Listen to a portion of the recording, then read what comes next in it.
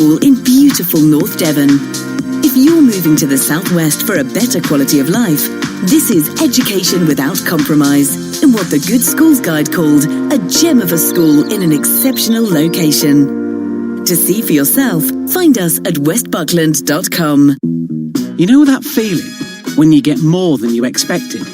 Like discovering that the box of chocolates has a whole other layer underneath, or scoring extra poppadoms with your takeaway, or joining Tesco Mobile and finding out you get the latest phones and 99% UK network coverage.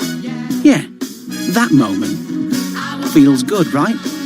Tesco Mobile. Every little helps. 99% 4G population coverage indoors and outdoors across UK. At Halfords, we're here to get you where you want to be. We fit car tyres for over 500,000 customers every year. We could fit yours at one of over 350 garages, or even on your driveway with our mobile experts, which means you can safely hit the road again and surprise that special someone. Happy birthday! From tyre fittings to MOTs, there really is no job too big or too small. Halfords, for life's journeys. This is a message from the government. Some businesses are now able to welcome back their employees and customers. To keep everyone safe, it's important you follow government guidance and make your workplace COVID secure. Businesses should carry out COVID-19 risk assessments, put in place hygiene procedures, and help staff and customers keep a safe distance.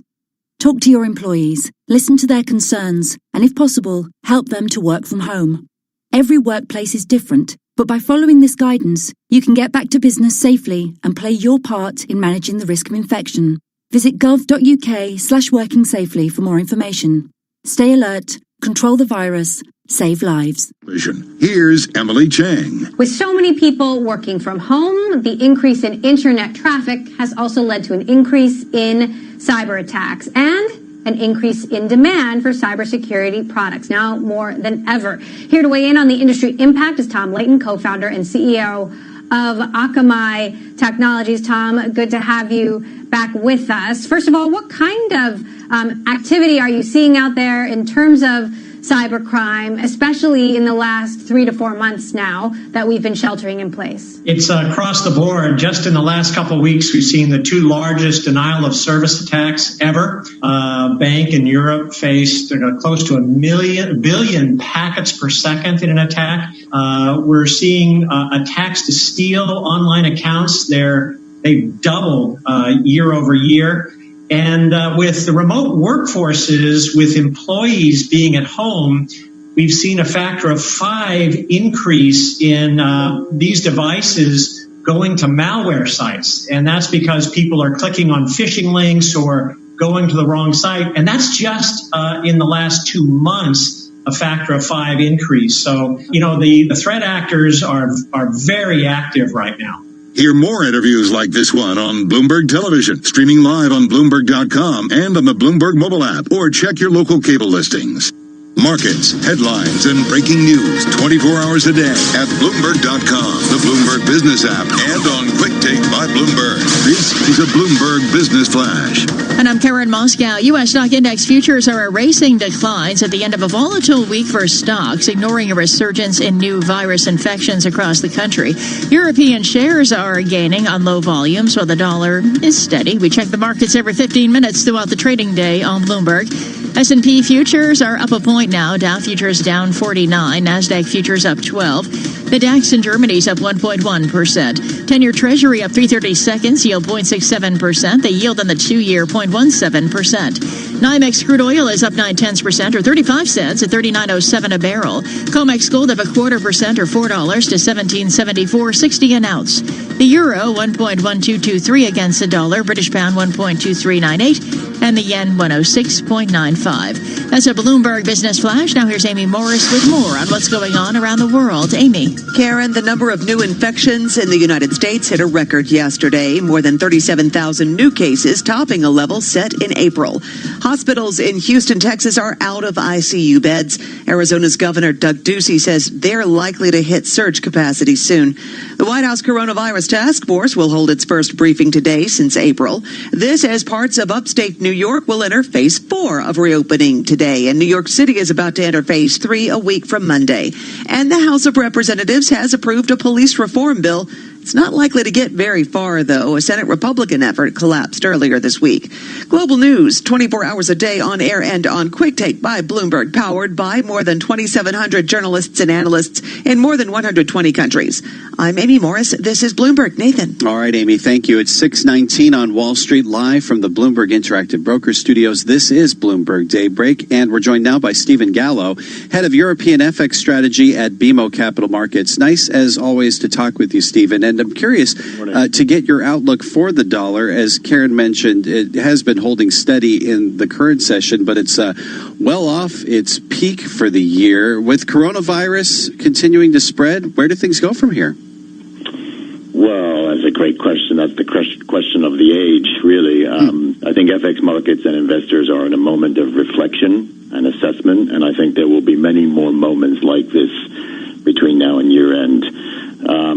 It's very difficult now to work out how the balance of leftism and centrism forces would look, for example, if there is a political upset in November, and what their implications would be for economic and trade policy in the U.S. So that needs to be taken into account.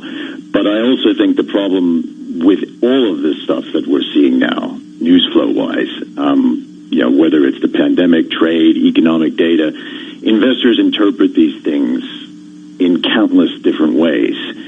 So, human behavior is impossible to model in the best of times with a high degree of uncertainty, and especially now, it's very difficult to model.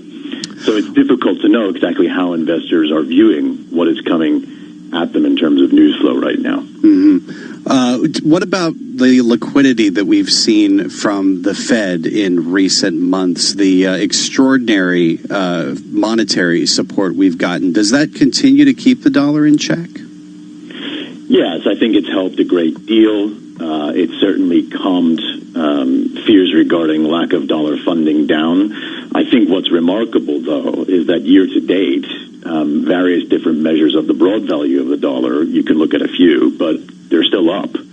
So even with that degree of Fed intervention, the dollar is still holding on to small gains year to date. And that suggests that even with the uncertainty facing economic and trade policy for the U.S., there really is still a lot of, or very little, I should say, enthusiasm for other non-dollar currencies. You could argue that a political upset in November in the United States would change that picture dramatically. It could do, but I think even on that, uncertainty remains very high right now. Are you looking at the possibility of a political upset in November? Oh, you have to. Yeah, I think you have to take it. You have to take it seriously. Certainly, it's probably come to bite us a bit more than we were expecting in terms of the impact on FX markets. But as I say, it's still very difficult to know what that type of an upset would mean for economic and trade policies. And at the same time as that you have that happening, you have trade policies, rhetoric, etc., generally looking more protectionist in other parts of the world too. So you can't say with certainty that if there's a political upset in November, the trade environment and the economic environment for the global economy becomes so much better. I wonder if it can be termed as an upset at the moment, though, when you have Joe Biden leading in just about every poll right now, particularly that New York Times Siena College poll that came out this week that had him 14 points ahead of the president across the country. Yeah, that's a fair point. But what I mean by upset is that a shift in the paradigm for economic and trade policy. So you're going to have elements in that type of a government. If you go by what the polls say, you're going to have elements in that type of a government which we haven't experienced for decades, if ever, in the United States. those battle lines, ideological fractures within certain elements of politics in the U.S., they will need to be rectified if that political shift comes after November. And as I say, it's difficult or impossible to model human behavior with a high degree of certainty, even in good times or in normal times.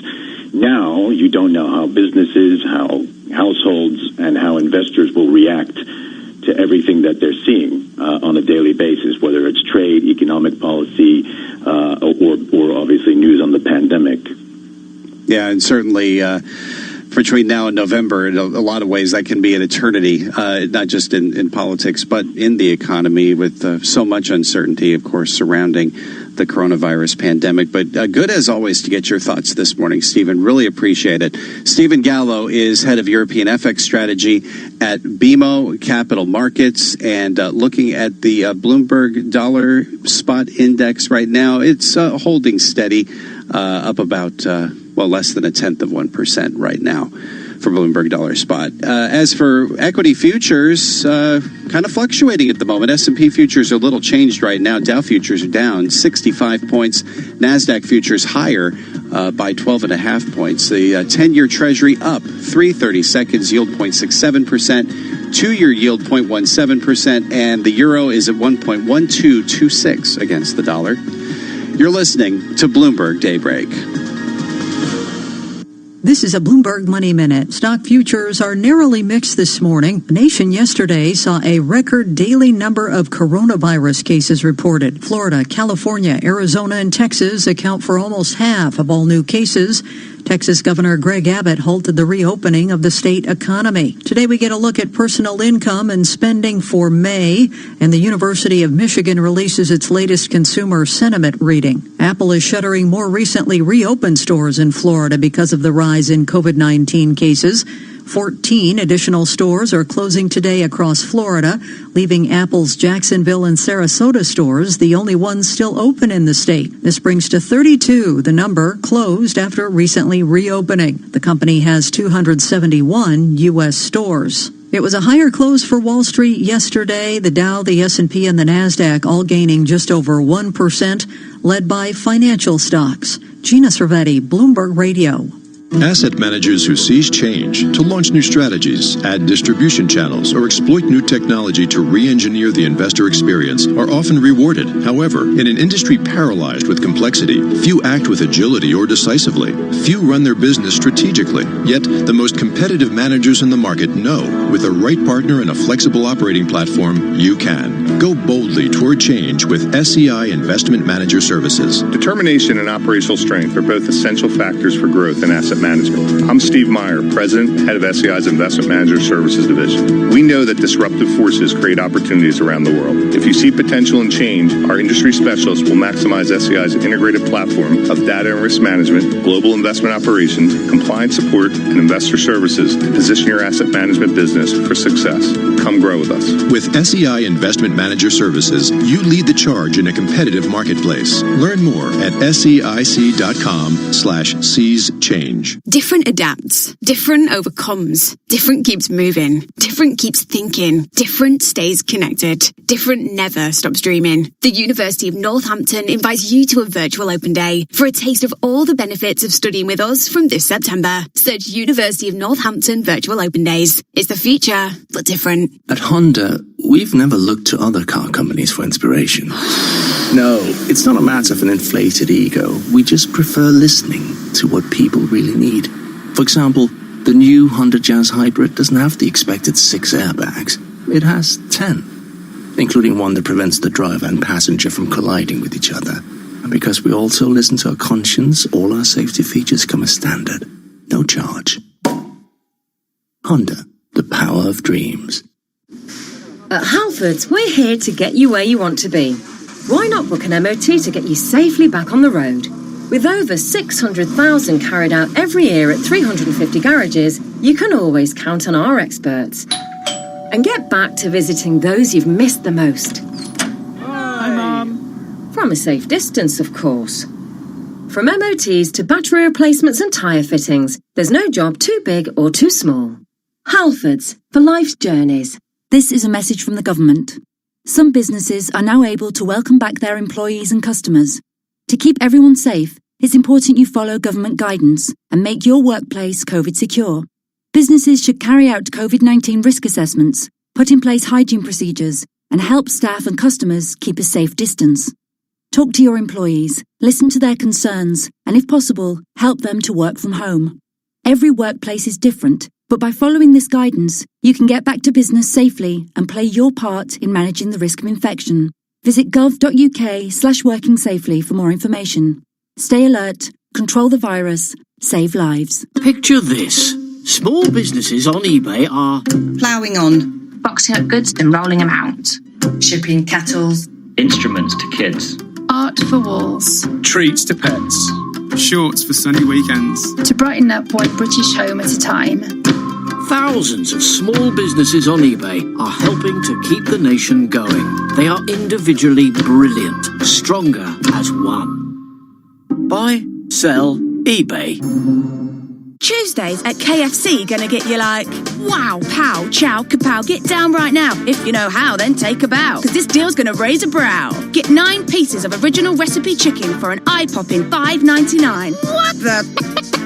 Every Tuesday at KFC. Participating restaurants ends 18th of August 2020. Tuesdays only, subject to availability, not available online. Bloomberg Interactive Broker Studio in New York. Bloomberg 1130. To Washington, D.C. Bloomberg 99.1. To Boston. Bloomberg 1061. To San Francisco. Bloomberg 960. To the country. Sirius XM Channel 119. And around the globe. The Bloomberg Business app and BloombergRadio.com. This is Bloomberg Daybreak. It's 6:30 on Wall Street. Good morning. I'm Nathan Hager. And I'm Karen Moscow. We're just about 3 hours away from the opening of U.S. trading. Let's get you up to date on the news you need to know at this hour. U.S. futures are mixed as we close out the trading week. The U.S. has reported the biggest ever jump in coronavirus cases. The governor of Texas halted the reopening of his economy. North Carolina also paused plans to loosen restrictions this week, along with Louisiana and Kansas. The White House Coronavirus Task Force will hold its first briefing in about 2 months. Bank shares are under pressure this morning. The Federal Reserve told the biggest U.S. banks they can't increase dividends or resume buybacks through at least the third quarter as uncertainty over the course of the global pandemic weighs on lenders. Shares of Goldman Sachs, Bank of America, and Wells Fargo are down between 2% and 3%. Nike shares down 3%. The company posted a surprise loss in disappointing sales in the fiscal fourth quarter. We get more from Bloomberg's Doug Krisner. It's an about face from earlier this year when Nike beat estimates, even as many consumer brands struggled. When the virus outbreak hit, Nike maintained it was prepared because of its experience in China. Like many brands, Nike invested in online platforms to make up for stores being closed. But booming e-commerce failed to counter for a slump in brick-and-mortar sales. Revenue of $6.31 billion was more than $1 billion less than forecast, and Nike's gross margin sank 8.2%. I'm Doug Krisner, Bloomberg Daybreak. All right, Doug, thanks. Later this morning, the government issues data on consumer spending, and economists are forecasting a partial rebound in May. Bloomberg's Vinny Del Giudice reports.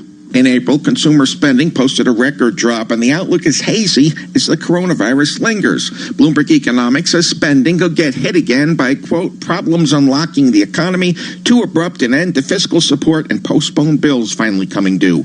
A Federal Reserve study says more than 1/3 of America's lowest-paid workers have been laid off, about 4 times the number of job losses among top earners. Vinny Del Giudice, Bloomberg Daybreak.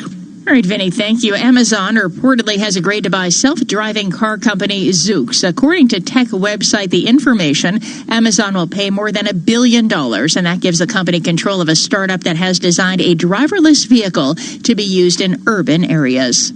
Right now, S&P futures are higher, up 3.5 points. Dow futures down 48. NASDAQ futures up 17. The 10-year Treasury up 3/32. Yield 0.67%. The yield on the 2-year 0.17%. NYMEX crude oil up 0.7% or 28 cents at $39 a barrel. And COMEX gold is up 0.2% or $3.50 at $17.74.10 an ounce. The euro 1.1230 against the dollar. British pound 1.2404. Straight ahead, we have the latest world and national news, and this is Bloomberg. Okay, thank you, Karen. It's 6:33 on Wall Street, and Amy Morris has more on what's going on this Friday morning. Good morning, Amy. Good morning, Nathan. As the rest of the nation still struggling with the surge in coronavirus cases, New York seems to have gotten a handle on things. Governor Andrew Cuomo announcing that state is seeing its lowest number since the pandemic began, with fewer than 1,000 people hospitalized with coronavirus. That is the lowest number since we started. We have 17 deaths today, which is one of the lowest numbers since we started. Which means upstate New York is on track for Phase 4 reopening today, including Finger Lakes, North Country, Mohawk Valley, and the Southern Tier. It doesn't include malls, gyms, or movie theaters, but it does include outdoor recreation like zoos and gardens, and some indoor facilities like museums at lower capacities. New York City is ready now for Phase 3, starting a week from Monday. Mayor Bill de Blasio.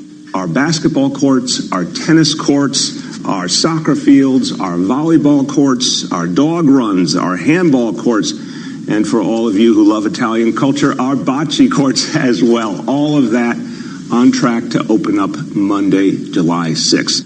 Indoor dining is at 50% capacity, and now personal care services like nail salons are permitted under Phase 3 with restrictions. New Jersey Governor Phil Murphy says some counties are seeing higher transmission rates. NJ.com reports the coronavirus transmission rate has increased in 16 New Jersey counties over the past week, some at least 50%. But the governor says the trend is still good and the rate is still low enough to continue with Phase 2 reopening plans. We still don't have all the results from Tuesday's primary. Jamal Bowman is leading incumbent Elliot Engel in New York's 16th congressional district. He says he's pretty sure he won, even though the absentee ballots aren't counted yet. We're doing very well, and there's no statistical reason to believe that the mail-in ballot count is going to be much different than what we're already seeing.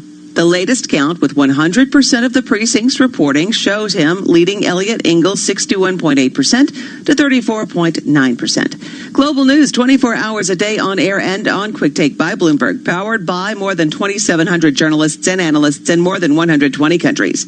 I'm Amy Morris. This is Bloomberg. Nathan. 6:35 on Wall Street, Amy. Thank you. Now time for the Bloomberg Sports Update. Here's John Stashauer. Thanks, Nathan. We just had the lengthy and ugly baseball labor dispute. Are we heading towards another one in hockey? NHL players approved the playoff format, but the union has not yet voted on a return to work. And the Rangers' best player, Artemi Panarin, said on social media that they should not agree to return without a change in the NHL's economic system, where right now some of the players' pay is put in escrow. Another NBA player is going to not be part of the restart. Dallas's Willie Cauley-Stein wants to stay home, not miss the birth of his first child. The NBA says this season coaches don't have to wear sport coats during games. Vince Carter has officially retired from the NBA at age 43, an incredible 22-year career that began in 1998. Only player ever to have played in 4 different decades. Carter spent 5 seasons with the New Jersey Nets. Liverpool won the English Premier League for the 19th time, but for the first time in 30 years had an amazing season, going 28-2-1.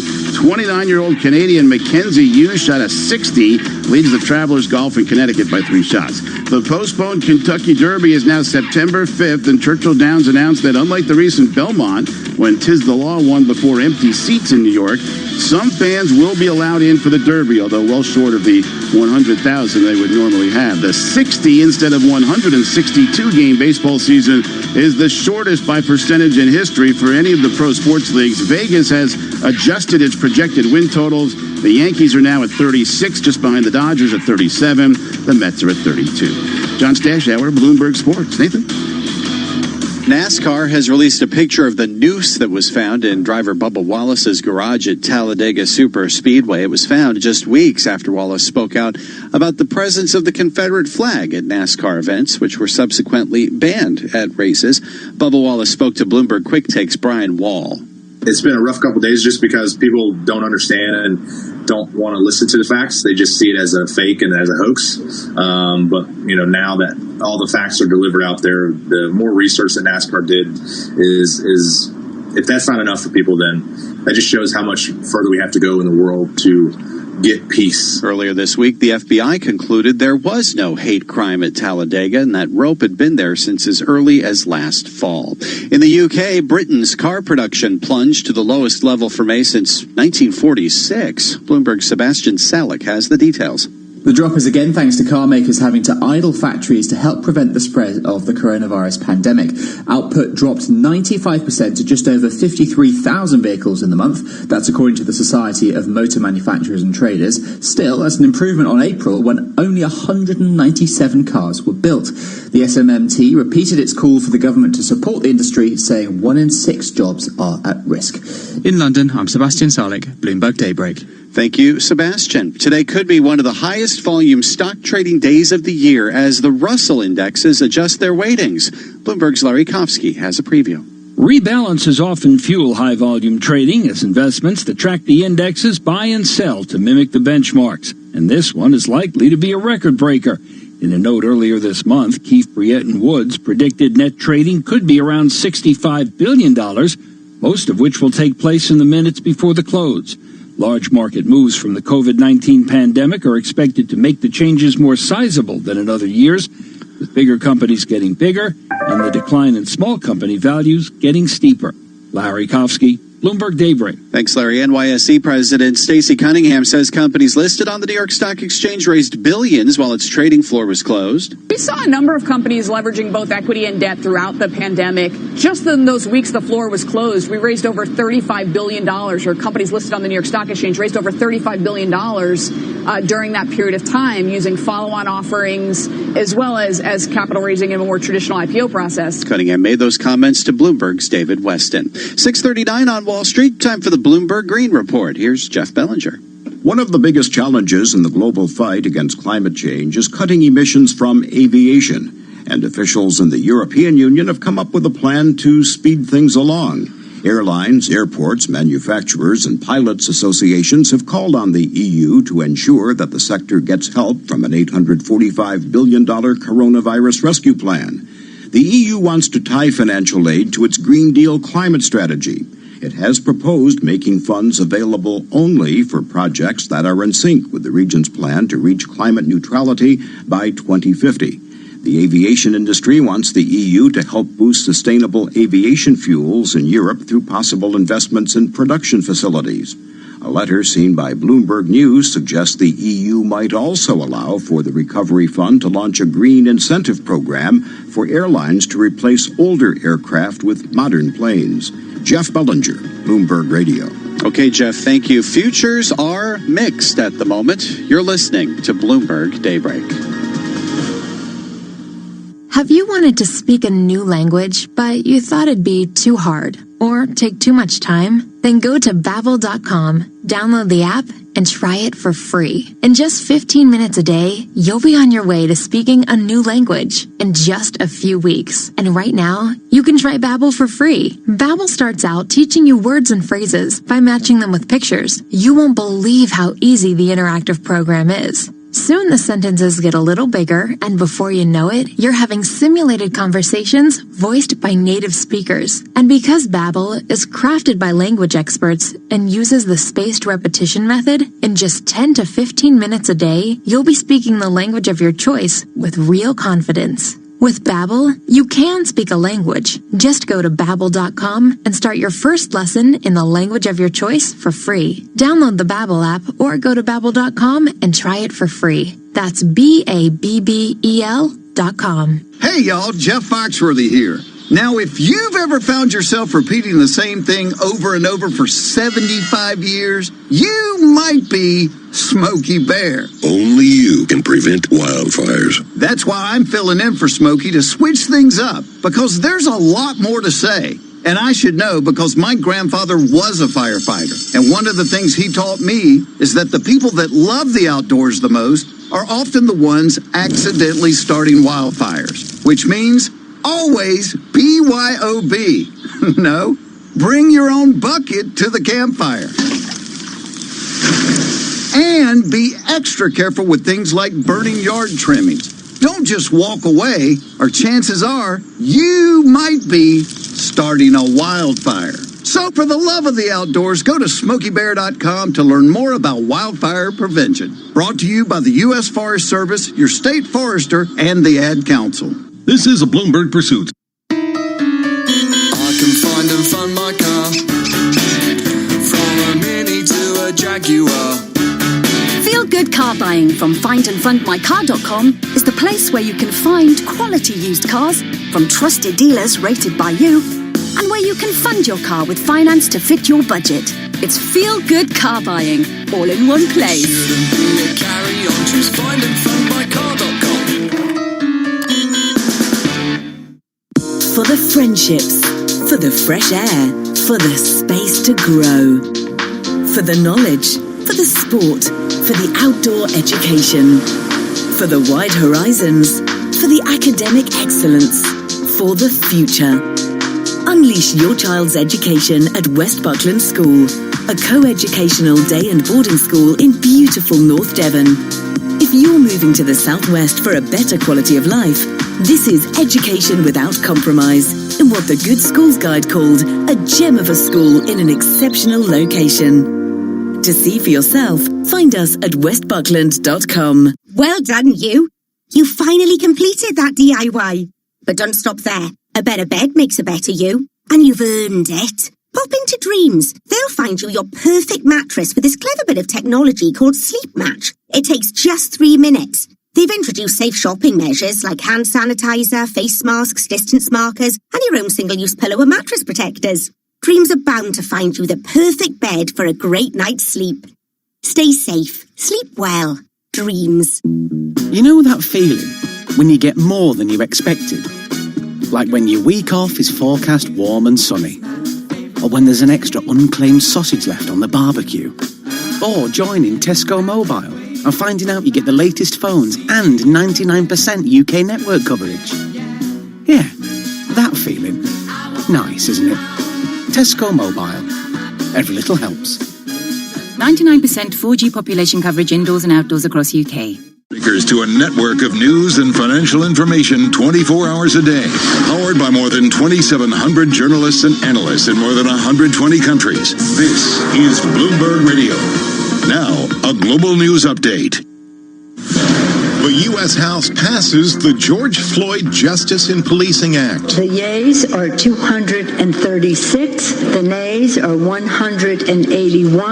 The bill is passed. The bill is named after the man whose death in Minneapolis at the hands of police led to national and global protests. Democratic Representative Jim McGovern called the bill a major step forward. There are systemic problems here that require systematic solutions. While House Minority Leader Kevin McCarthy said solutions also require bipartisan input. Name me one amendment that the Democrats allowed in committee. The Republican leader of the Senate has already made it perfectly clear he will not take up the House's bill. Linda Kenyon, Washington. Iran's UN ambassador says he believes a U.S. resolution to extend an arms embargo against his country will be defeated and is warning it would be a very, very big mistake if the Trump administration tries to reimpose sanctions.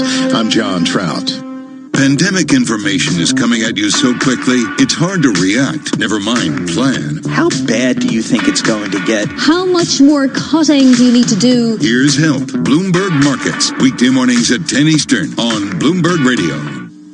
Markets, headlines, and breaking news 24 hours a day at Bloomberg.com, the Bloomberg Business app, and on Quick Take by Bloomberg. This is a Bloomberg Business Flash.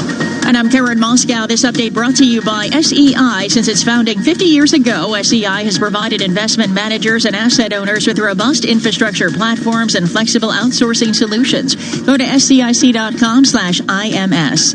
U.S. stock index futures erased their declines at the end of a volatile week for stocks, ignoring a resurgence in new virus infections across the country. European shares are gaining on low volumes while the dollar is steadying. We check the markets every 15 minutes throughout the trading day on Bloomberg. S&P futures, they're up 3 points now. Dow futures still lower, down 49, and NASDAQ futures are up about 18. The DAX in Germany is up 1.1%. 10-year Treasury up 3/30 seconds, yield 0.67%. The yield on the 2-year 0.17%.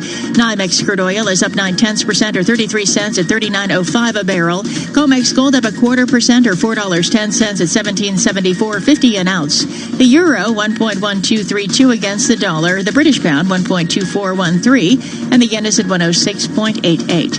And that's a Bloomberg Business Flash. Now here's Amy Morris with more on what's going on around the world. Amy.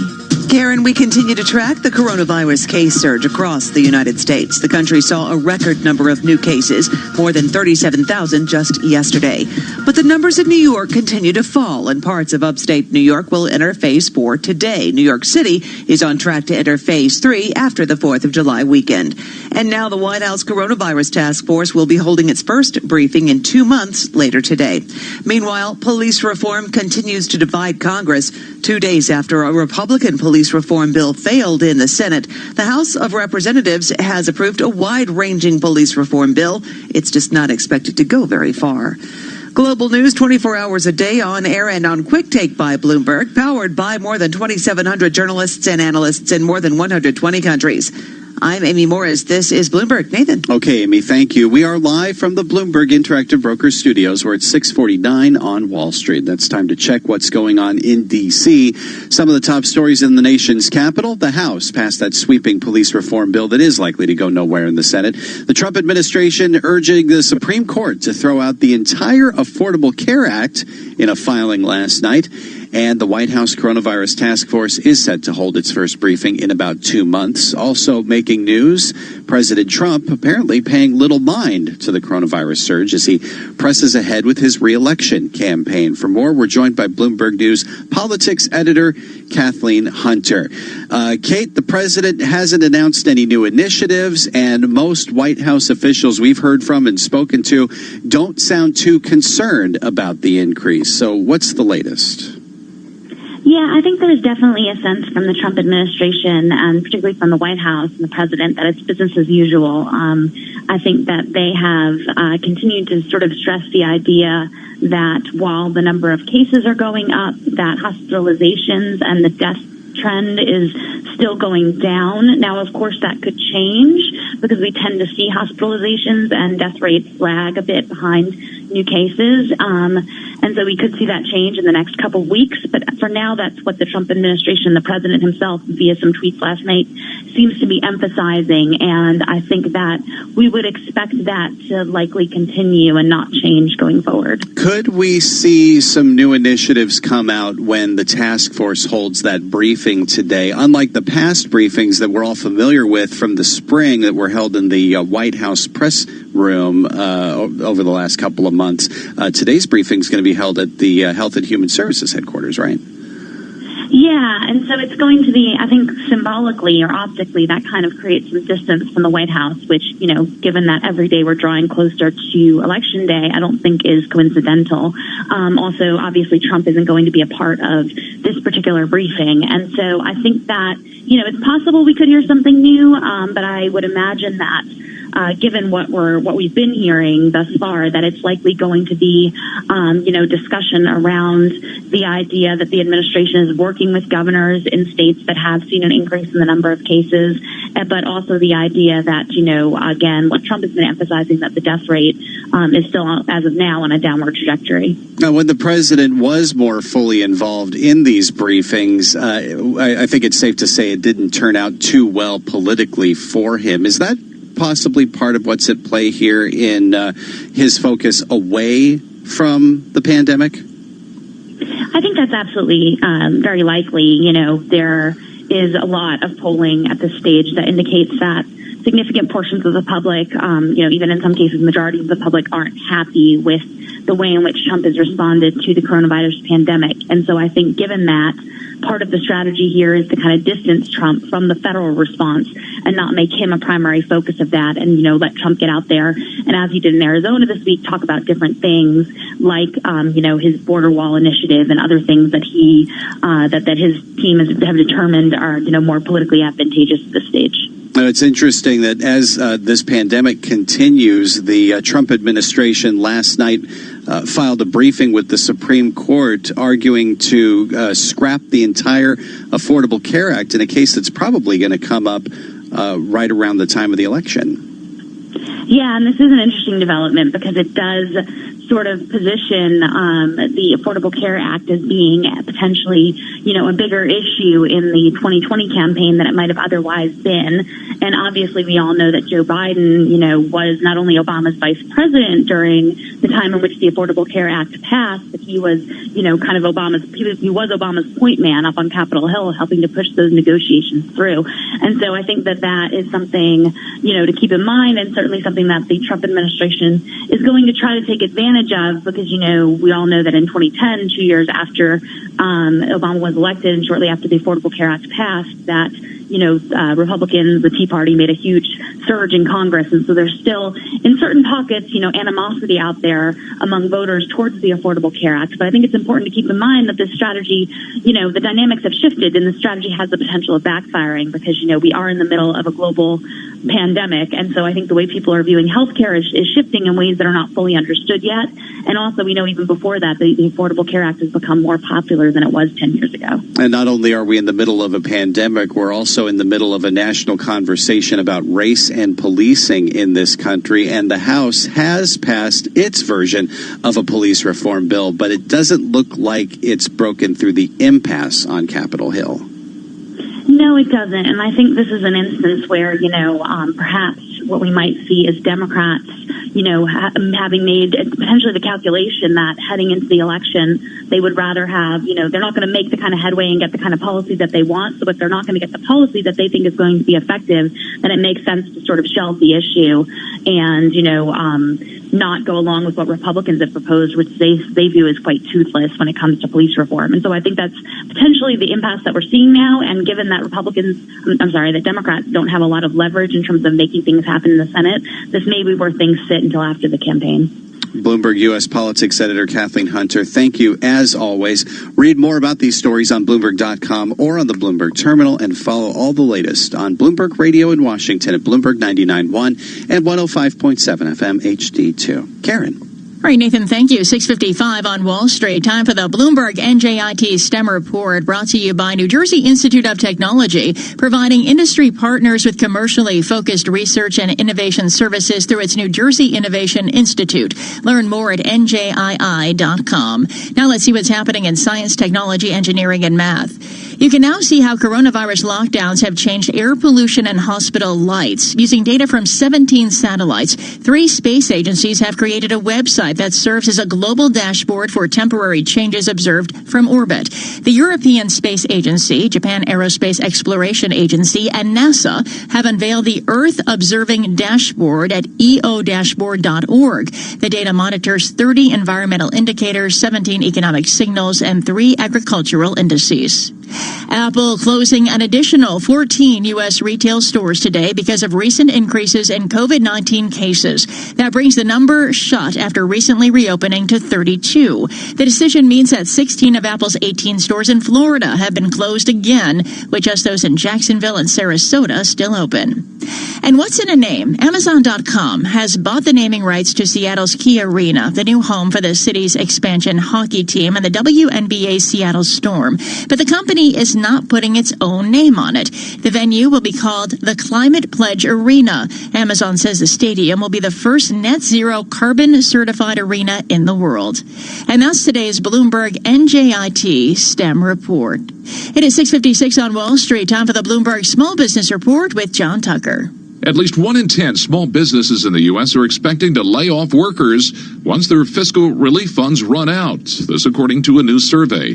While the vast majority of companies aren't currently planning cuts, the data from the National Federation of Independent Business suggests that more aid may be needed to keep businesses afloat and workers employed as the economy gradually reopens in the midst of a pandemic, with many states now facing spikes in COVID-19 cases.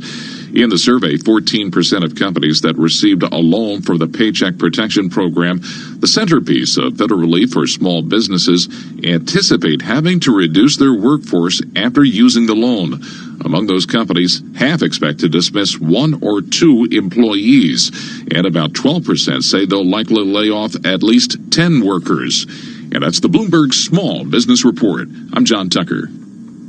All right, John, thank you. And futures this morning, we've been seeing some improvement. S&P futures up about 4 points now. Dow futures still lower, down 31. NASDAQ futures up 17, and the 10-year Treasury up 3/32, yield 0.67%.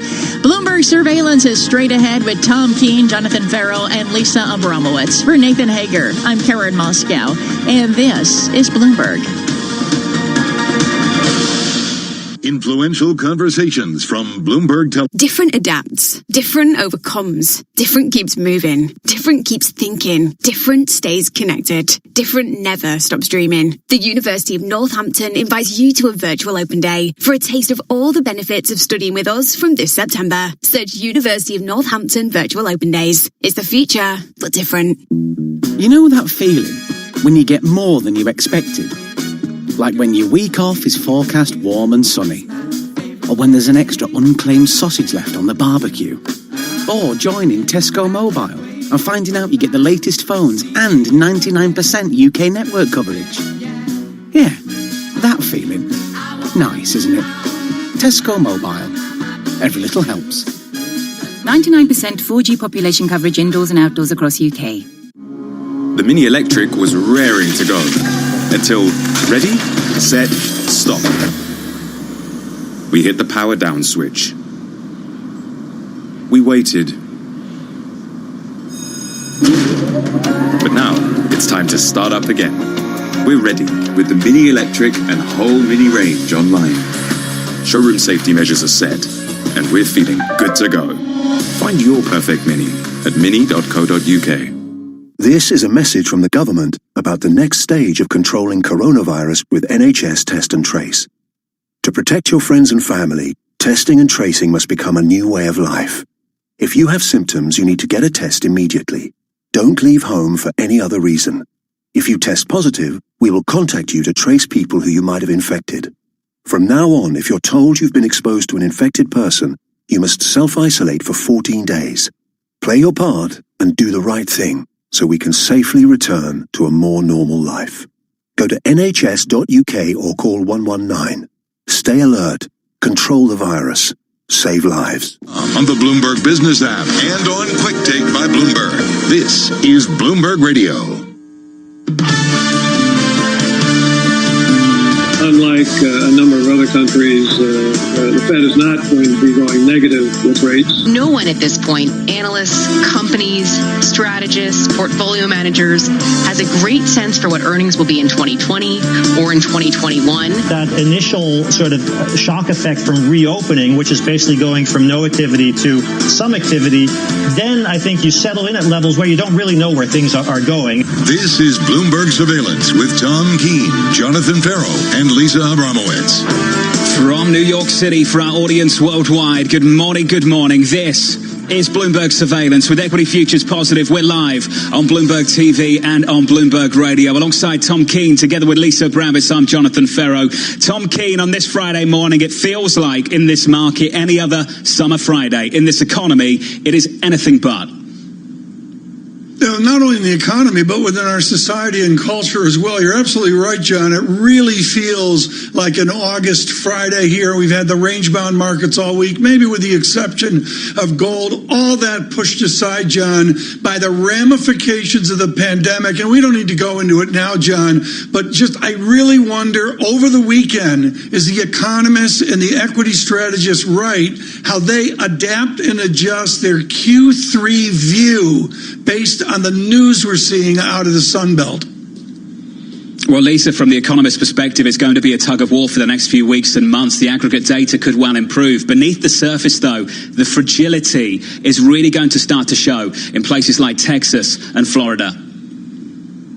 This is the tension, the traditional data that we rely upon, and we're going to be getting some of it today at 8:30 a.m. Wall Street time with U.S. personal income and spending. This data is outdated well before we even get it. So there is a question of what do you look at? Do you look at restaurant reservations? Do you look at mobility trends? And these are the things people are trying to parse through. Other things that I'm watching today in the day ahead. At 10 a.m., we get a University of Michigan consumer sentiment survey. This will be interesting because consumer spending will drive the next leg of the recovery recovery or not. And then at 2 p.m., this is also interesting, U.S. airline executives plan to meet with Vice President Mike Pence, on health and safety measures. And John, this is something you've been talking about, companies very much taking the lead when it comes to shuttering their businesses or installing different health measures well before any official shutdowns by local governments. And this, to me, is something that's really important to watch.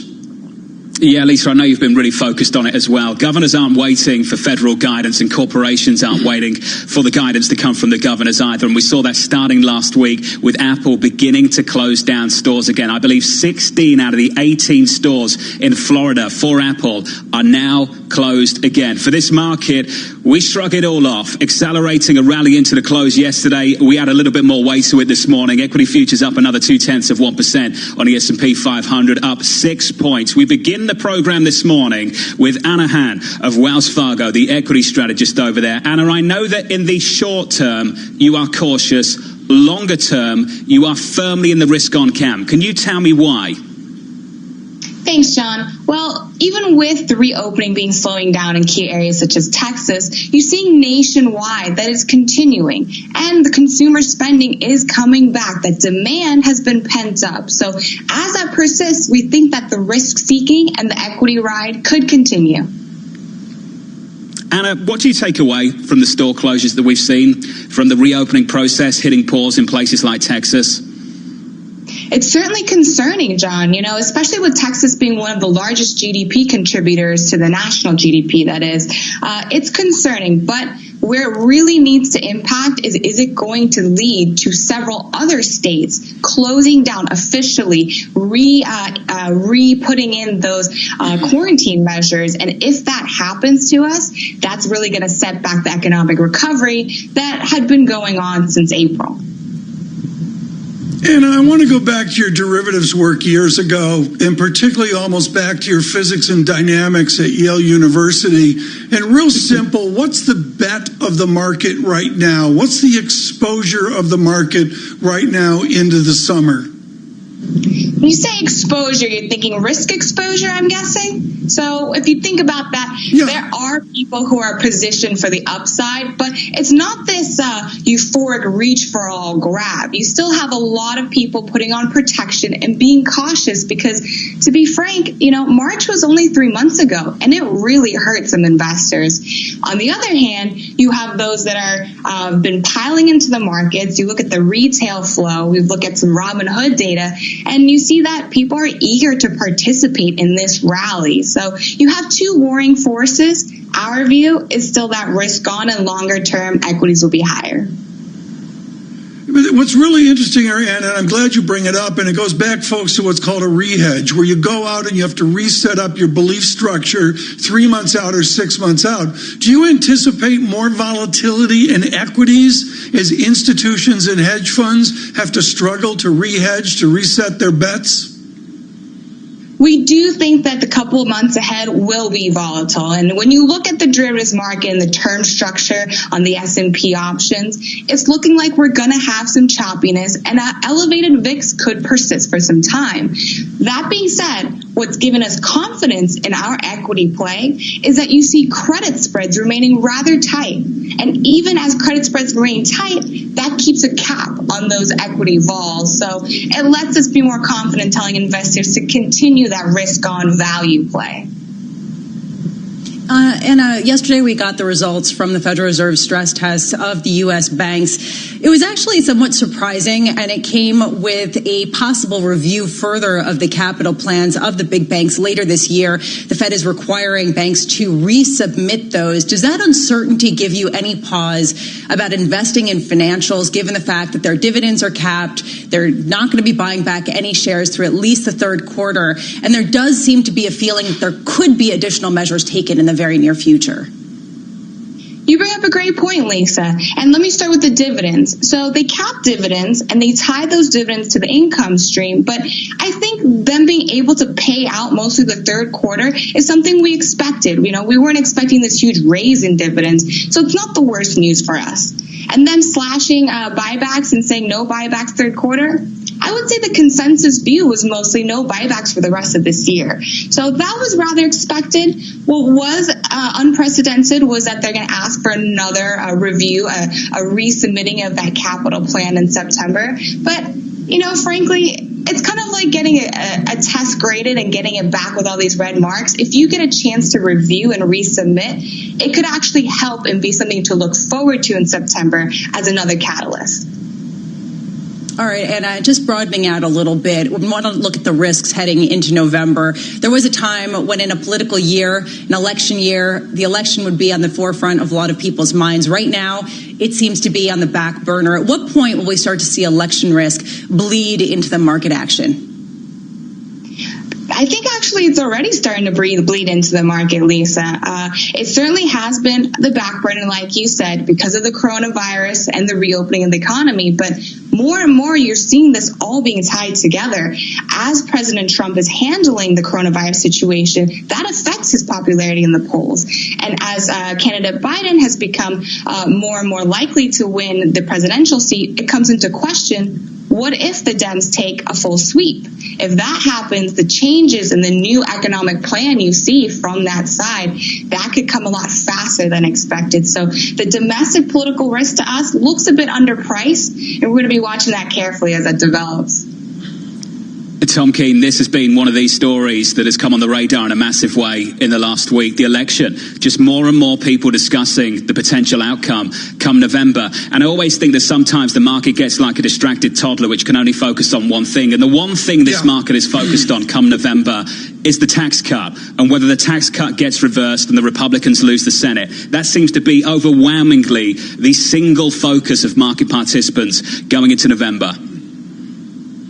Well, that's maybe the focus of the participants, and maybe that's typical, John, of elections, to worry about the tax ramifications of all Democrat, House, Senate, White House as well, or any of the combinations, the permutations you can get. But what is so important here, folks, about the tax ramifications is all the other distractions as well. Anna, one of the great overlays here for equity investors will be some form, if I'm elected, free beer, fiscal stimulus. We may even get 2 tranches of fiscal stimulus before the election.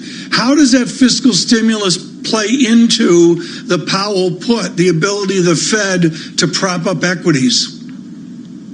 I think it helps the Powell put, really. And, if you've seen how Chairman Powell has spoken in the past FOMC meetings, he's asking for more fiscal aid, saying that we've done this much on the monetary side, but we need more. So right now where we put it, we think definitely it's better than a coin flip to say that we're going to get more stimulus, but in what form? Looks like it's probably going to take more like a state and local aid there, but we don't know yet. We're going to have to see when Congress reconvenes in July, and that's going to help the economic recovery for sure. Anna, thank you. Great to get you on the program, and got to get you back soon. Anna Han there of Wells Fargo on this equity market. In this equity market right now, guys, and Lisa, I'd love your thoughts on this. There is a massive challenge to the market narrative at the moment. What's been important over the last several weeks is the sequential growth. What we've seen this week is real evidence that we will be below capacity for a whole lot longer. And if we're going to be below capacity with elevated unemployment and income still hit, we will need that fiscal policy tilt again in the next 30 days. And for me, Lisa, that's got to be probably the number one issue for the next 30 days. Will we get the support down in Washington that's required to offset the hit to this economy that will continue because of the data we're seeing in Texas, Florida, California, and elsewhere? I very much agree. There's also a question of whether that assumption that we will get more fiscal stimulus is baked into market valuations, with the bias still higher for U.S. equities, even amid all the uncertainty. And really, John, it feels like such a muddle, because you've got the virus counts, you've got the federal stimulus, you've got the Federal Reserve coming in, and then you have election risk. It's so hard to parse through all of these things, and yet people still banking on stimulus remaining supreme. It's unclear to see whether it will. Alongside Lisa Bramis and Tom Keane, I'm Jonathan Ferro, counting you down to the opening bell this Friday morning, with equity futures elevated just 7 points to the S&P 500, up 0.25%. Coming up on this program, we'll talk banks, capping the dividends, restraining the capital return programs, and the return to work with KBW chief Thomas Show. That is coming up next on this program from New York City this morning. Heard on Bloomberg Radio, seen on Bloomberg TV. This is Bloomberg Surveillance. Now let's see what else is going on around the world. Here with the latest headlines is Amy Morris. Good morning, Amy.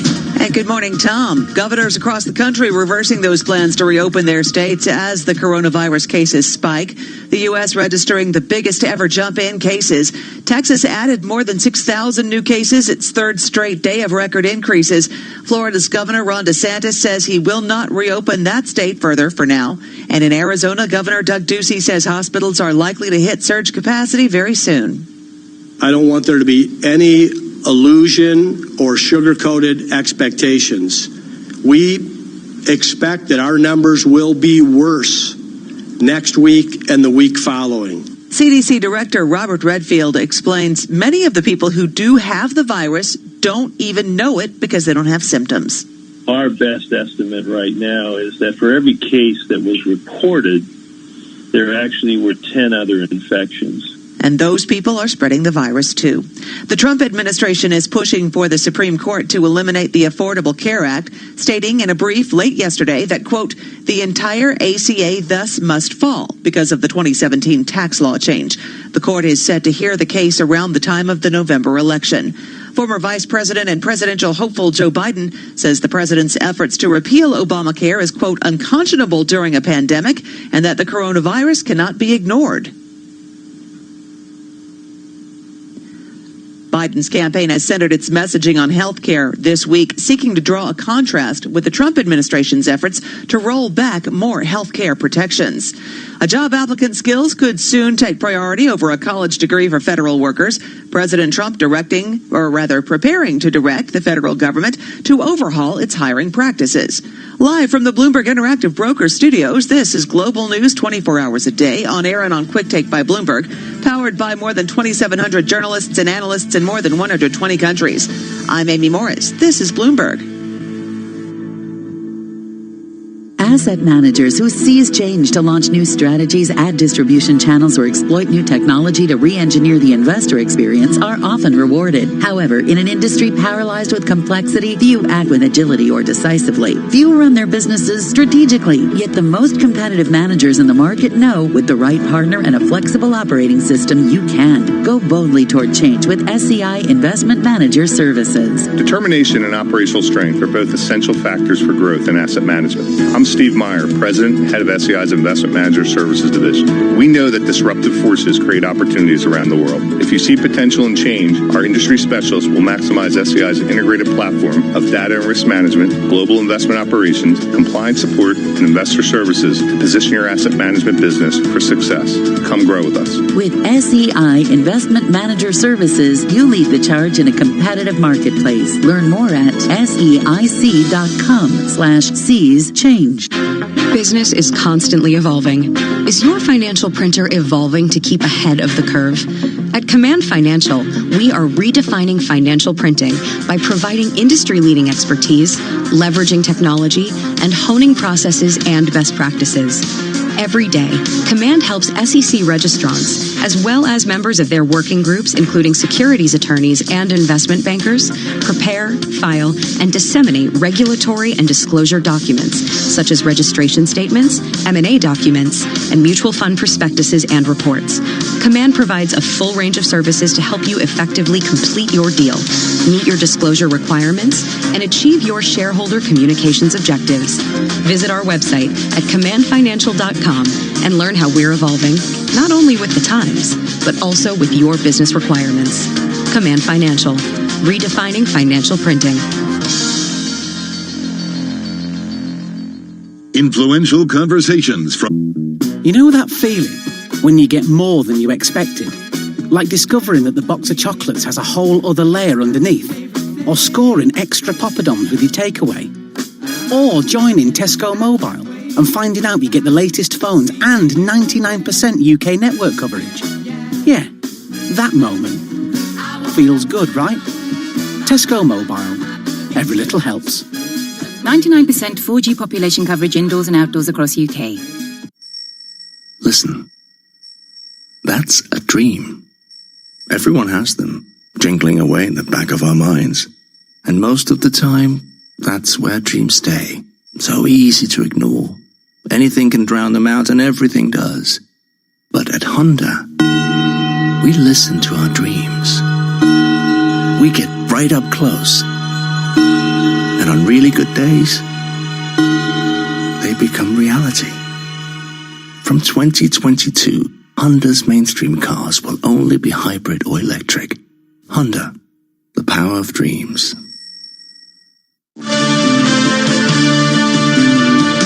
Over time, stocks tend to go up regardless of who the president is, regardless of who controls Congress. So I think you have to, sort of game out these election issues as something that would hit the markets this year, not necessarily something that would influence us longer term.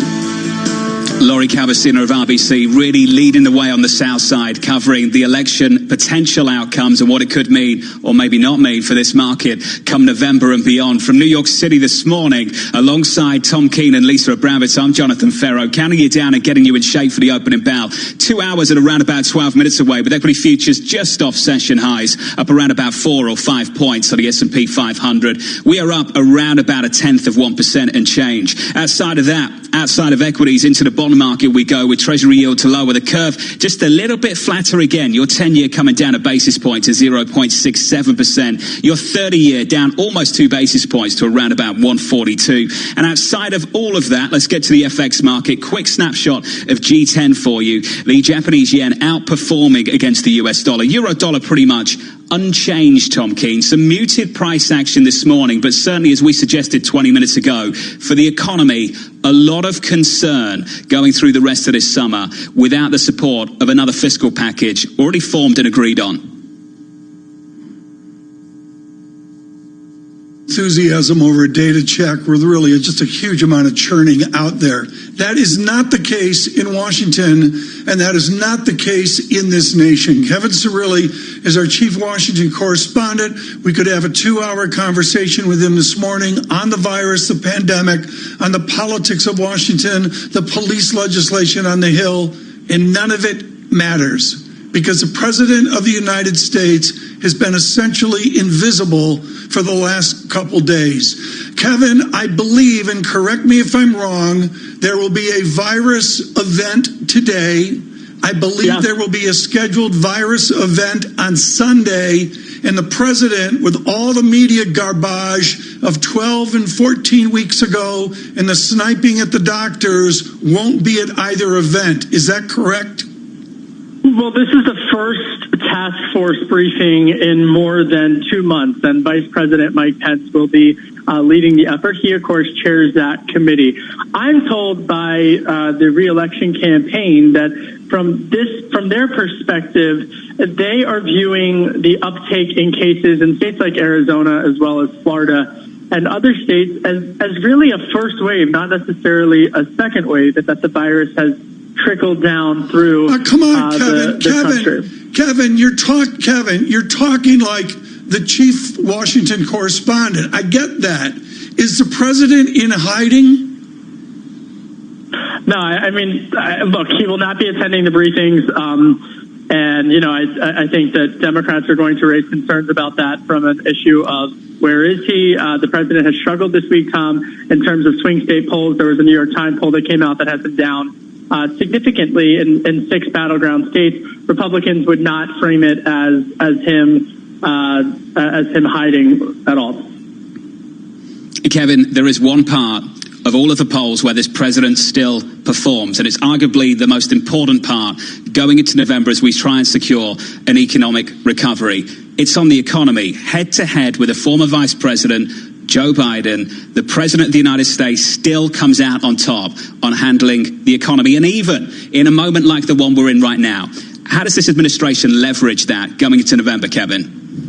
Well, they've got to get through the virus, and I think that is the one sign of of hope for Republicans as they are heading into 2020. And then I would also note that for every criticism of the president hiding, Republicans have lodged the same criticism at the Biden campaign. Where has Joe Biden been for the past 3 months? And so that, I think, Jonathan, is going to be something that Republicans are going to try to push Biden out more publicly, especially towards the end of the summer and into the fall. But the economy and the timing of the recovery really could have long-standing political implications. When you talk about the timing of a stepped-up recovery in the third quarter and early fourth quarter, should the economy begin to come back in the third quarter, but then the pace of the recovery slow down in the fourth quarter, that's right around November 3rd. So there's a lot of unknowns from economic indicators that are coming that could really, really decide this thing leading in the end of October into November 3rd. And finally, from a purely policy standpoint and a policy perspective, beyond the politics, the pace of those economic indicators in terms of the recovery will really be guiding many of those Republicans who are on the fence about another round of economic stimulus. That's going to be guiding them. And so as the uptick in cases continues to mount in Republican cases, in Republican states, that's putting pressure on Republicans who are on the fence about stimulus to come around to it for before the August recess. Kevin, I know Tom likes to talk about the summer of discontent. I'm going to relabel it the summer of the muddle. There are so many factors here. You're talking about the potential for more stimulus or fiscal support. You're talking about the election. And then, of course, there's trade. And there was that bill that was passed in Senate censuring China over its incursions into Hong Kong's independence. What are the potential ramifications from that as trade tensions start to rebuild? Well, look, in terms of Hong Kong, this is one of the rare areas of bipartisanship that has emerged in Congress between Republicans and Democrats, particularly in potentially trying to distance the United States from Chinese officials who do business through the Communist Party in order to support the national security laws against Hong Kong. So this is an area. Yesterday, I spoke with senior officials at the State Department, and they have really doubled down on the notion, Lisa, that this is an area of bipartisanship. In terms of where this goes from a trade perspective, look, I think that you've got the upcoming election where China is obviously stealing a point of leverage in terms of agriculture, but now you have Europe also viewing a significant point of leverage in the upcoming elections as well. So it's a study in contrast, really, between the Democratic Party, which is saying that they would try to have a return to coalition building with other nations in order to put pressure on China, versus Republican Trump ideology, which is a more isolationist approach, will allow the U.S. to be more brash, quite frankly, against Xi Jinping. Kevin Cerulli down in Washington. Kevin, great to catch up with you, sir. Thank you. Lisa, I wasn't even aware summer got started. For many people, it does not feel that way at all. In New York City, we've only just been able to go outside properly in the last couple of months. And I'm not sure for people going deeper into the summer, whether summer ever gets started for many people across this country. Are you talking about the summer of 2022? I mean, is this 1 year at this point? The summer 2022. Just end. I mean, honestly, this year has felt like an eternity, no? For most people, Lisa, for most people in this market right now, equity futures up 2 points to the S&P 500. We advance around about 0.1%. Coming up on this program, we'll talk about the stress test for the banks, the Federal Reserve's latest move, and the return to work in Manhattan, in New York City. We'll catch up with Tom Michaud, the CEO of KBW. From New York City this morning, good morning. Alongside Tom Keene, together with Lisa Abramowitz, I'm Jonathan Ferro. This is Bloomberg Surveillance.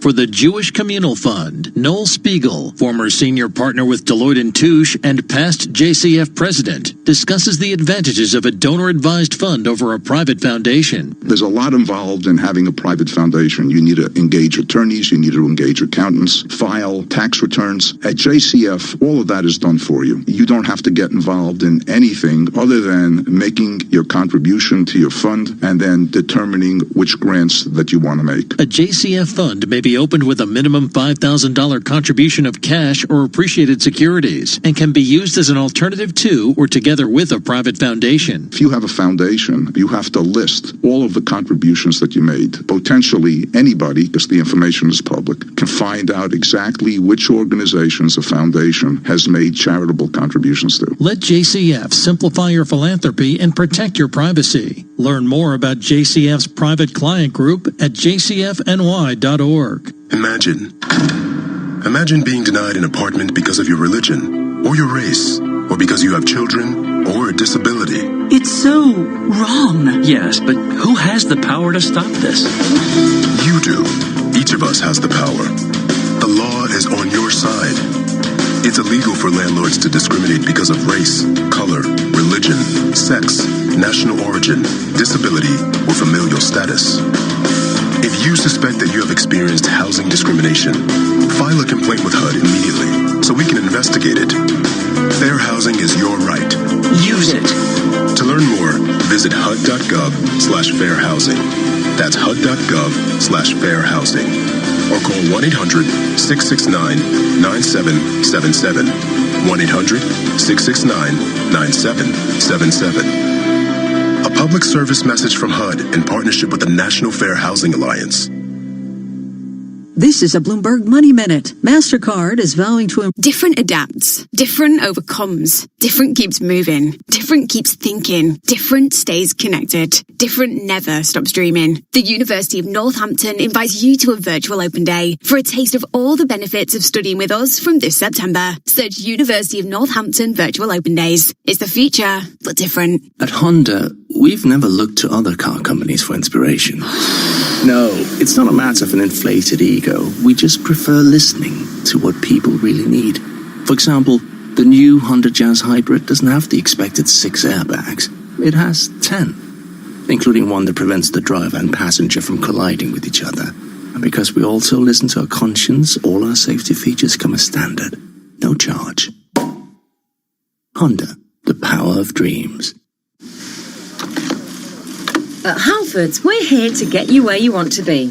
We can replace your battery at over 700 stores and garages, or even at your home or work with our mobile experts, so you can enjoy an engine that starts first time, every time, and start enjoying the open road again. Are we nearly there yet? From battery replacements to tyre fittings to MOTs, there really is no job too big or too small. Halfords, for life's journeys. Picture this. Small businesses on eBay are ploughing on, boxing up goods and rolling them out, shipping kettles, instruments to kids, art for walls, treats to pets, shorts for sunny weekends, to brighten up one British home at a time. Thousands of small businesses on eBay are helping to keep the nation going. They are individually brilliant, stronger as one. Buy, sell, eBay. Muted equity market gains this morning from New York this morning. Good morning. This is Bloomberg Surveillance alongside Tom Keene. Together with Lisa Bravitt, I'm Jonathan Ferro.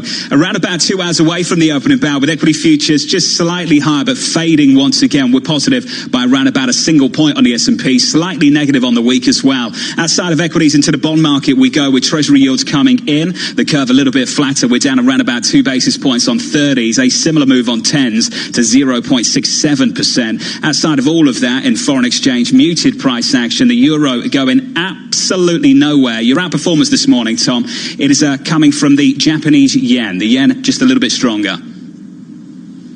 Yeah, it is a Friday day to check, to say the least. We'll see how the news flow goes today. If you are part of global Wall Street, and particularly American Wall Street, this is our conversation of the day. Thomas Michaud has pushing 35 years of experience with Keefe, Bruyette & Woods of speaking to mid-sized, small-sized banks, and he is an apt student of large banks as well. We're thrilled he could join us today, of course, with Stifel, KBW. Thomas showed, John and I have all sorts of stressful questions about stress test outcomes, but this great stress is your understanding of Manhattan and the return of people to offices. Now, I know you've got people at Stifel that worry about those decisions away from the research and banking services of KBW, but what's your basic take on how we're going to get Wall Street back to work?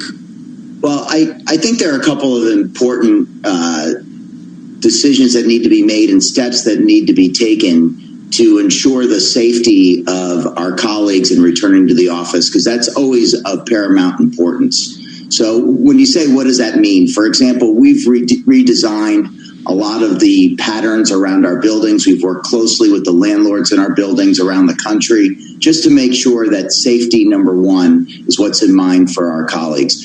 We've also taken, frankly, a very local approach. So what we do in New York and what we do in other places will be different. And then lastly, I think the big thing, Tom, is we're going slow. And I think that you can see now with some new reemergence of cases around the country that's turning out to be a wise thing to do. And then always, I think, in any city in the country, mass transit always comes up in all of our conversations with colleagues about how we're going to go about reentry. And my opinion is the locations that have less mass transit are likely to come back sooner. But we've been having offices around the country, but mass transit is a big issue that comes up with our colleagues. Thomas showed, will all of this trauma nationally speed up or slow down bank consolidation? It's going to speed it up, because I believe that the major forces that were driving consolidation before COVID have only been accelerated because of COVID. And what were they? The bigger banks were more profitable. The bigger banks were picking up market share. Size and scale seem to be showing up more in the profitability numbers for the banking industry. And I think lastly, the big one is the digital uptake in the banking industry was accelerating and noticeable before the virus showed up. And what we've been seeing in the early data during this period, it's going to be fascinating to study what happens in this period. But what you're going to see is what were already fast rates have probably accelerated. So the forces that are at work, and then there's one other one I should tell you, Tom, too, which is low interest rates are not the friend of the banking industry. And likely the policy response post this crisis is going to be lower for longer rates. And I think that will as well encourage consolidation. So our view is that there's a temporary pause. Recessions are never periods where you see acceleration of bank M&A. But I think on the back end of this, you could see a robust environment. Tom, I do wonder what it means for the retail side of things on Main Street. Thomas, talk to me about that. If these banks have managed to push people online in the last couple of months because the branches weren't open, what happens to the branches over the next couple of years? Well, the trend coming into this was the number of branches in America were shrinking. And I think that an important trend, too, is that the nation's biggest banks were opening packages of, let's say, 20 or 30 branches in, let's say, the 30 largest cities in the country. And then they tended shrinking the number of branches elsewhere. I think those trends are going to continue. And I also, what I'm hearing is that when I talk to some of these bank management teams, is their service centers are reporting that folks who've never used digital applications in the past are signing up for the first time, even though they've been long-term customers. So what I think that means is you're probably going to have less of a need for branches, and much of that digital activity will stick post-crisis. So, Tom, the worrying thing in a world like this with unemployment in the double digits at the moment, if you're talking about consolidation, I'm thinking about fewer jobs. If you're talking about fewer branches, I'm thinking about fewer jobs. Are the job cuts inevitable? And have we seen that wave of job cuts that you expect to see? Well, the number of employees in the banking industry was already shrinking because of the consolidation. So I don't think that'll be different. But I think that what the employees are doing will be redesigned. So you'll see more folks in the fintech space, in the digital space. So you'll see a shifting of what these folks are doing. But I think that will be the driver. And then, of course, whatever's happening in the economy will push what banks need to staff their operations. But I don't know if I'm looking for massive cuts. I mean, there are reductions after mergers, but so far the banking industry, in my opinion, has been surviving this and doing okay.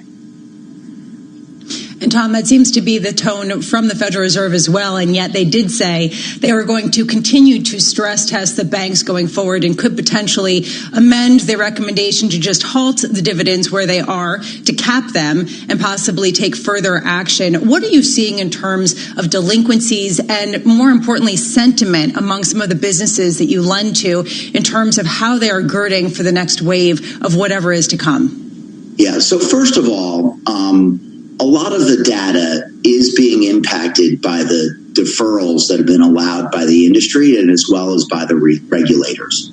So you're really not going to, and then there's been the impact of the government stimulus.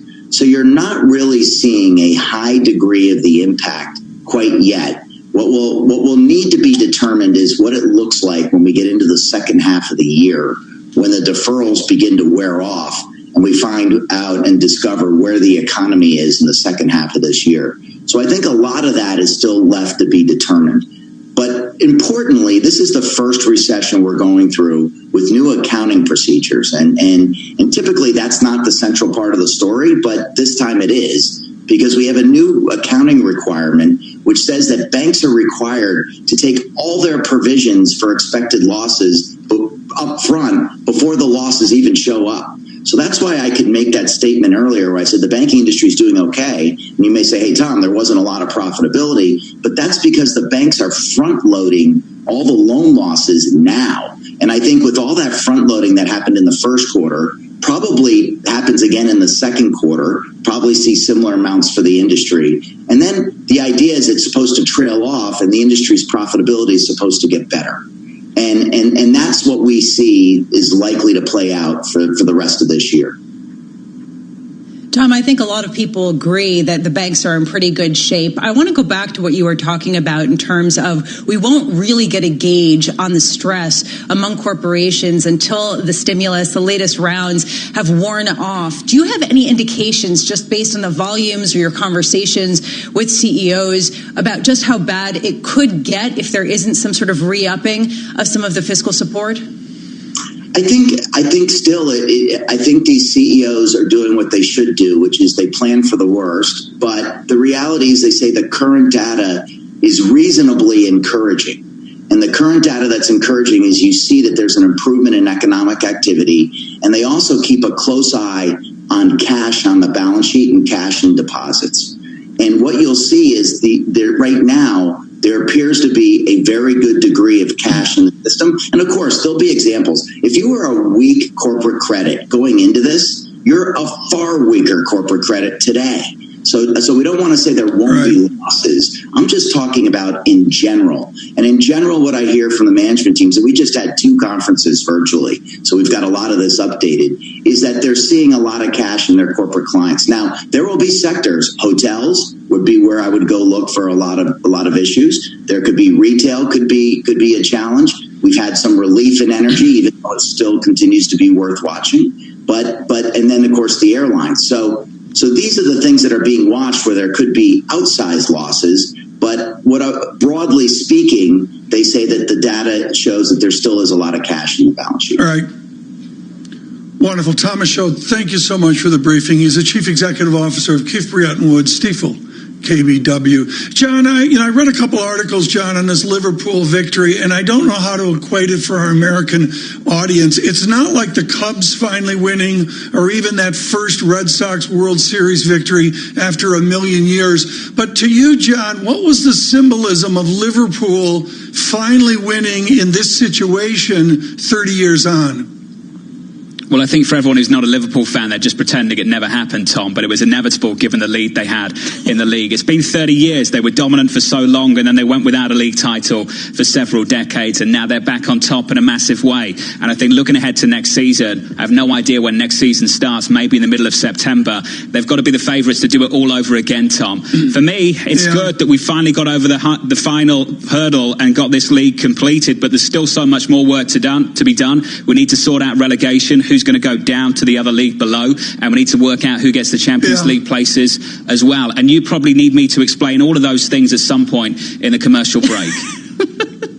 Well, we'll do that, here through the weekend with a beverage of our choice. John, did they buy the championship? Did they do this just by spending more money than anyone else?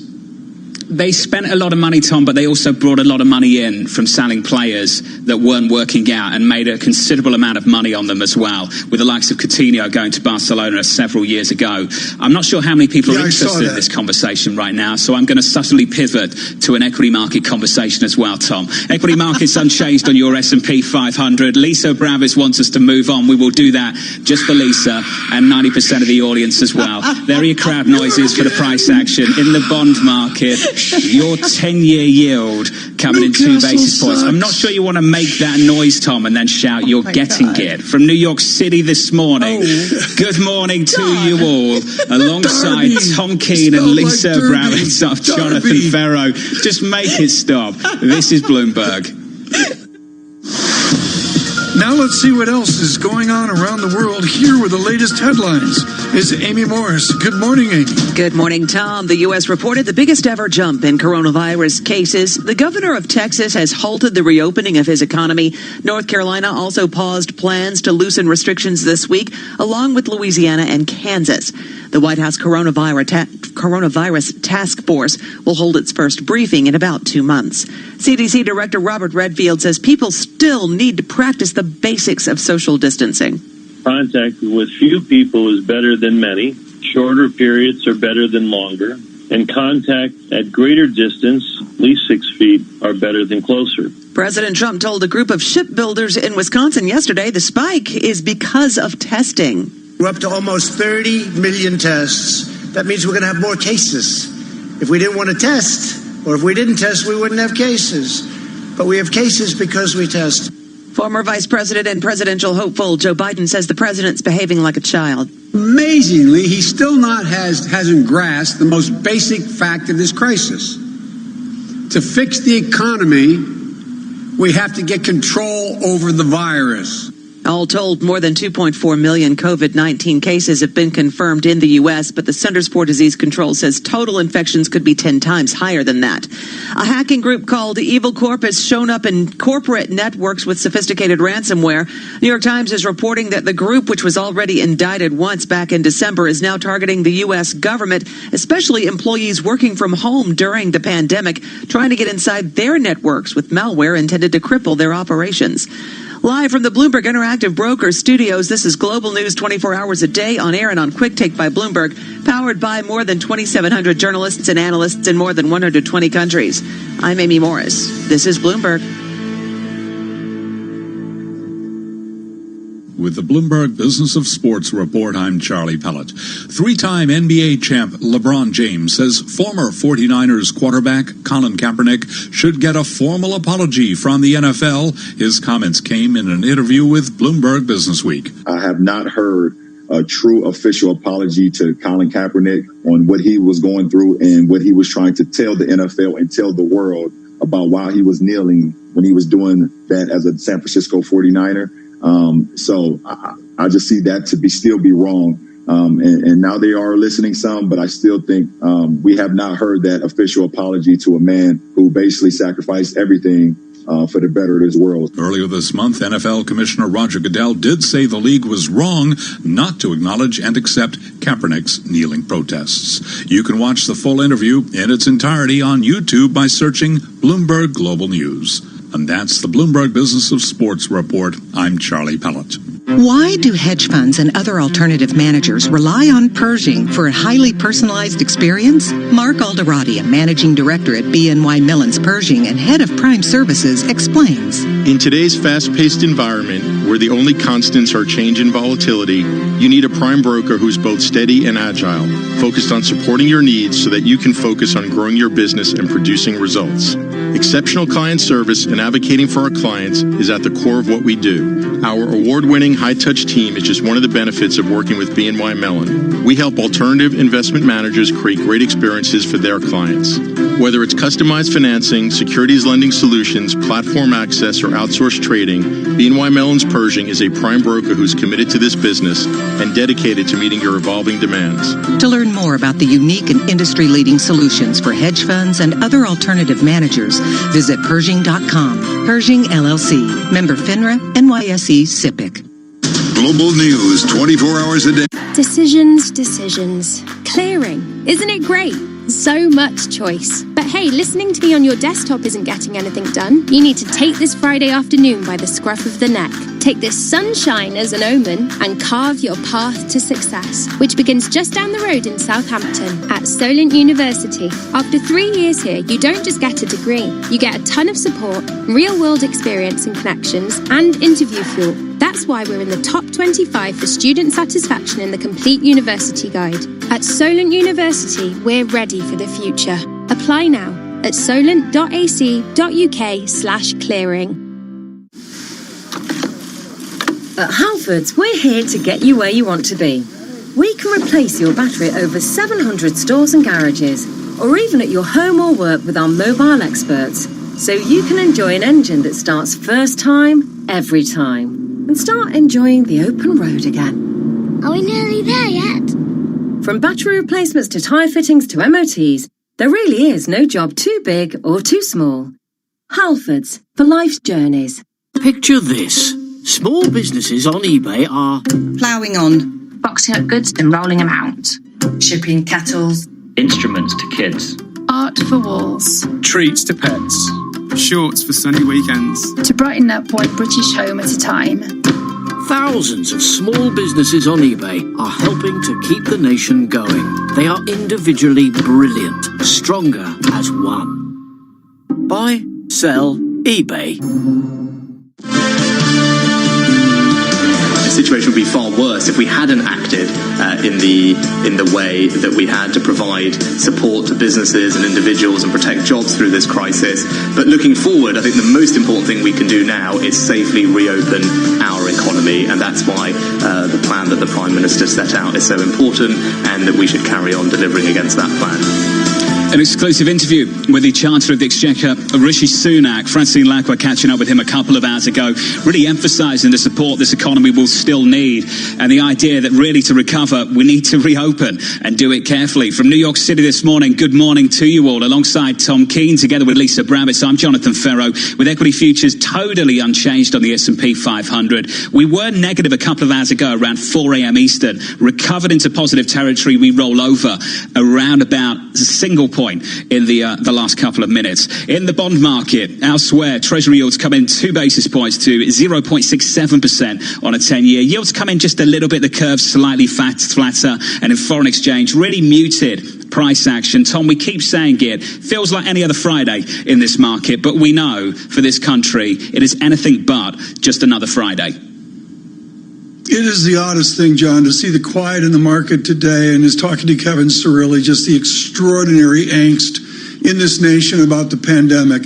Yesterday, folks, we spent a lot of time looking at a basketball star, and most of you know the name LeBron James. What if you were able to talk to the LeBron James of the vaccine racket? We talked to the great Peter Hotez of Baylor. We talked to Stephen Riley over at Imperial College. Deborah Fuller owns the high ground at the University of Washington. And let me tell you, recent images of her labs are simple. They look like a war zone. It is a war to find a vaccine. Deborah Fuller joins us in her early morning from the University of Washington. Dr. Fuller, how close are you to the vaccine that we all desperately need? Right. Well, my laboratory is currently in preclinical studies for a candidate vaccine. And what that means is that we're still testing it in animal models and haven't quite moved yet into human clinical trials. Tell us about that transfer. And folks, we need to say this because Dr. Fuller, of course, leads the Washington National Primate Research Center. What are the risks as you move from primates over to testing on John Farrow? Yeah, so the real risk are in the first initial testing in humans, it's really a phase 1 clinical trial, and that is really done to test safety in humans. Prior to reaching that point, we will have tested safety in animals, including non-human primates, and that includes things like toxicity, reactogenicity, the ability of the vaccine to protect that animal from an infection. And so have a fair amount of confidence at the time that we transition into humans that, we've done everything we can, at that point in preclinical studies to ensure success, particularly in the safety, if not also the efficacy of the vaccine. Doctor, I appreciate how seriously you answered that question. That's my colleague Tom Keene just throwing a little bit of shade at me, comparing me to an animal. Doctor, if we can keep it serious and think about the spread of this virus, quite clearly we have some fragility in places like Texas. What do they need to do now? Is pausing the reopening process enough to see this data improve in the coming weeks and months? Yeah, until we have a vaccine, which is really the most effective way to control pandemic, the measures that, a number of groups are taking, and such as wearing masks and social distancing and the like, are still going to be very important, as well as scaling up the testing, because if you can identify where the virus is and who is infected, that can help, communities control that infection much better. So we're really still in that domain of needing better testing and needing to maintain our social distancing and wearing masks. So, viruses, they just transmit. That's what they do. And as long as there is a warm body for them to infect, they will find a way to infect that. Until we have immunity built in the population, we're still going to see, continued upticks of, virus transmission and, increased spread of the virus. As long as there's, people out there without that immunity. Dr. Fuller, you put it really well, this idea that we're basically buying time ahead of some sort of collective herd immunity that can really only be had either with massive deaths, catastrophic deaths, or a vaccine, and a lot of a slowdown in an economy. With respect to getting a vaccine as early as this year or possibly early next year, how concerned are you about the safety of it, let alone the efficacy, but just the idea that it hasn't necessarily been tested over a longer term period? Yeah, traditionally, vaccines have, taken a very stepwise approach where you go through 3 phases of human clinical trial. The first phase, which we talked about already, is just to make sure that it's safe, and that's usually in a smaller number of people.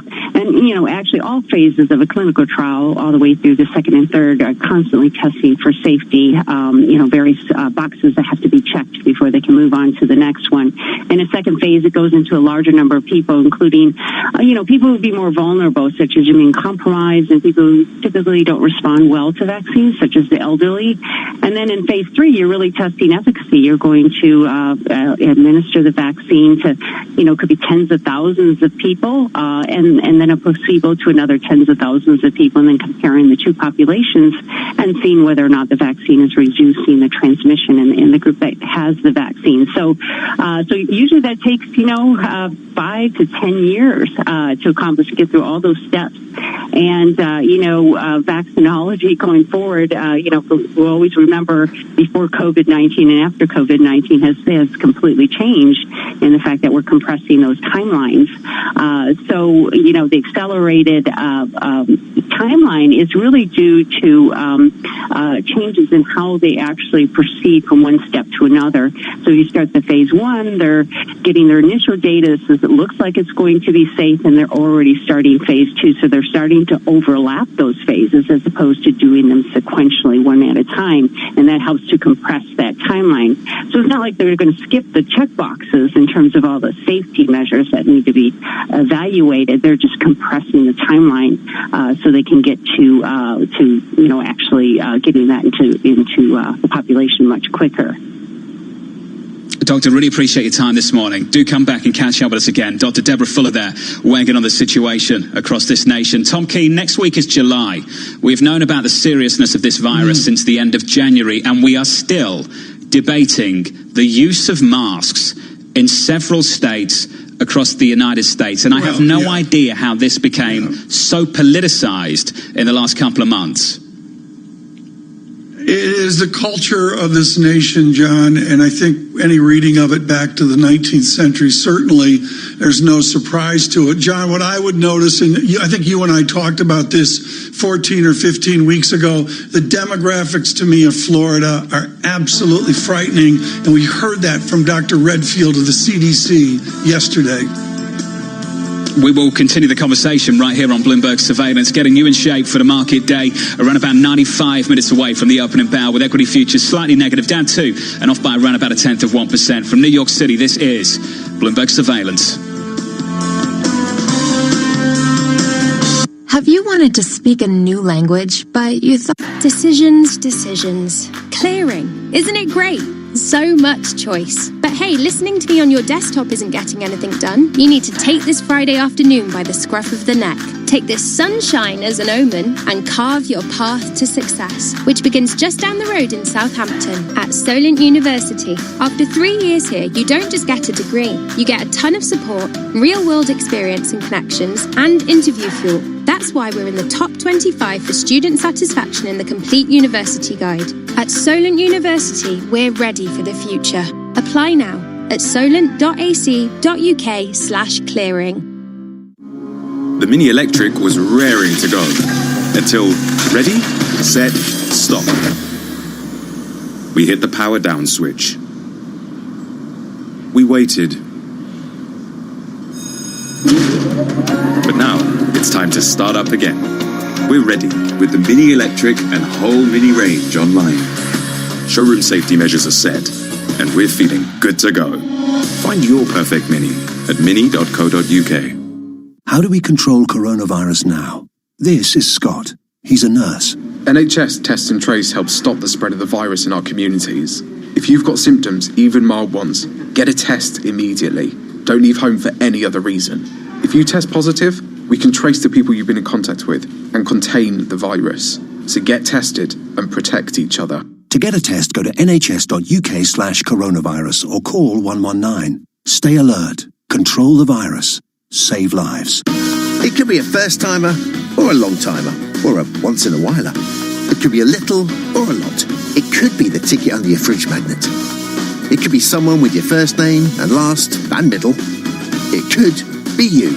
This Saturday's £15 million Lotto jackpot must be won, or thousands of you will win a share of the jackpot. Play online or on the app.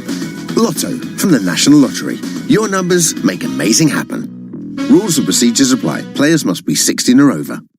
Are you ready for the realest first-hand take of what's happening in the NBA? On their podcast, All the Smoke, former NBA players Matt Barnes and Steven Jackson bring their fiery intensity to the mic, dishing on the latest news and drama from on and off the court without boundaries. Half man, half amazing. My friend, our brother, Vince Carter, man. Welcome to the show. Yo, what's up, man? What's up, my brother? Man, I'm good. Search All the Smoke on TuneIn to listen. Who says you can't have a laugh while getting serious about America's pastime? On the daily podcast Locked On MLB, comedian and baseball fanatic Paul Francis Sullivan talks about each team, each pennant race, and everything else in the game, from rule changes and controversies to baseball cards and stadium food. For those of you who are not familiar with me or the old show, I love to obsess over baseball. I'm talking baseball over the Super Bowl. We had a TV showing the division series during my wedding. Search Locked On MLB on TuneIn to listen today.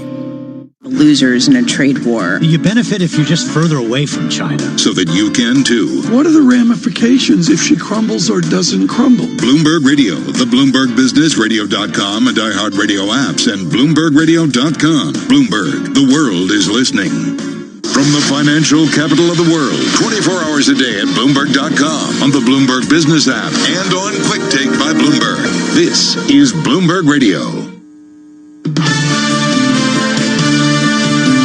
unlike a number of other countries, the Fed is not going to be going negative with rates. No one at this point, analysts, companies, strategists, portfolio managers, has a great sense for what earnings will be in 2020 or in 2021. That initial sort of shock effect from reopening, which is basically going from no activity to some activity, then I think you settle in at levels where you don't really know where things are going. This is Bloomberg Surveillance with Tom Keene, Jonathan Farrell, and Lisa Abramowitz.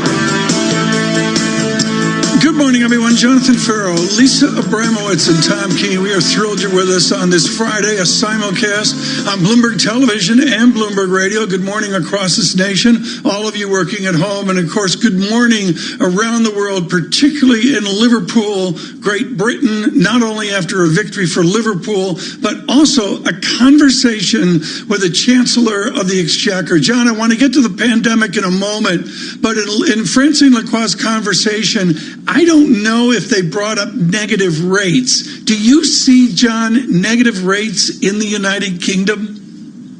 Well, Tom, if they go to negative interest rates, it will be up to the Bank of England, not Rishi Sunak, and I hope it does not happen. Some policymakers have flirted with the idea over the last several weeks, so it doesn't look like they're any closer to actually implementing it. On Liverpool, Bob Michael at JP Morgan Asset Management, the CIO, texted me just literally 5 minutes ago to say Campeones. So I think he's very, very happy that his Liverpool, his dear Liverpool, are now the champions in the English Premier League, Tom.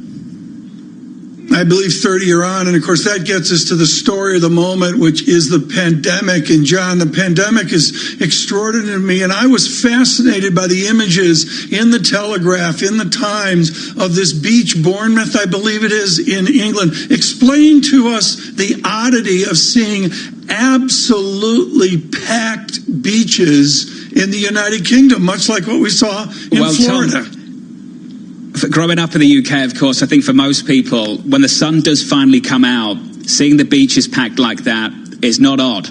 It just doesn't last very long because the weather itself does not last very long. It gets rainy and cold all over again. So I don't know if that's going to last the whole summer.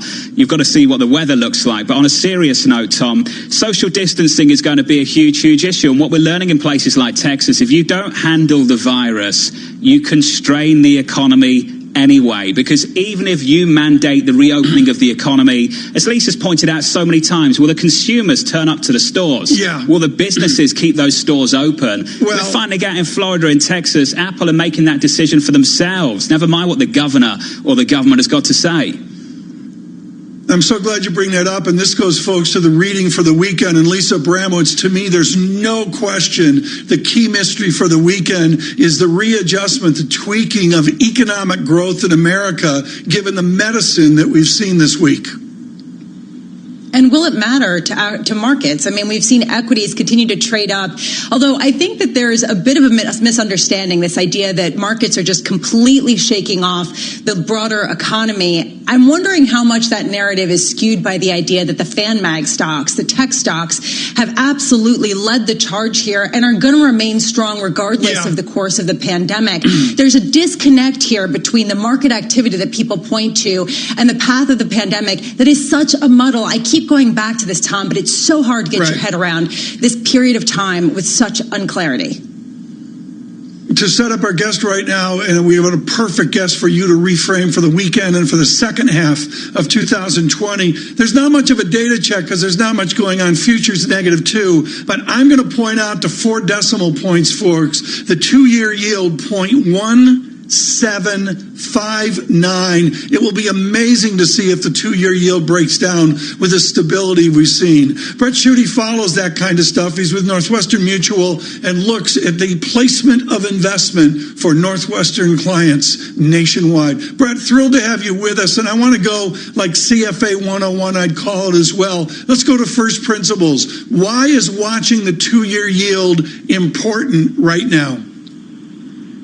Well, I guess I bring it back to kind of a lot of the comments on the disconnect supposedly between the market and the economy and what that means. And I guess to me, as you think about that 2-year yield, I'd also point out the 10-year yield of 0.7%.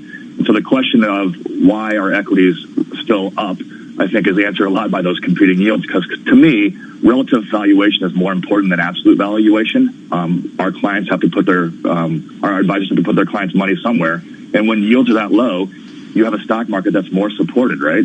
And so to me, the yields are going to stay low for some time. And I think the Federal Reserve absolutely wants to keep them there, and they want you to buy stocks as a result. And that's the difference in my career over the past 26 years. I've seen a much more active Federal Reserve, a Federal Reserve that cares about where markets are at, a Federal Reserve that wants you to take risk, and they'll continue to try to get you to take risk. And Brent, your clients, I'm sure, want yield-enhancing strategies, given where the front end of the yield curve is, given where the long end of the yield curve is as well. What do you suggest they should do in an environment of zero rates for the foreseeable future? Yeah, that's a really difficult question because, if you stretch for risk, you can get caught off sides if you have risk on both sides of your portfolio. And so we do have an overweight to equities. We have tilted it towards that. But we're making sure on the opposite side of the equation that we're not taking too much risk.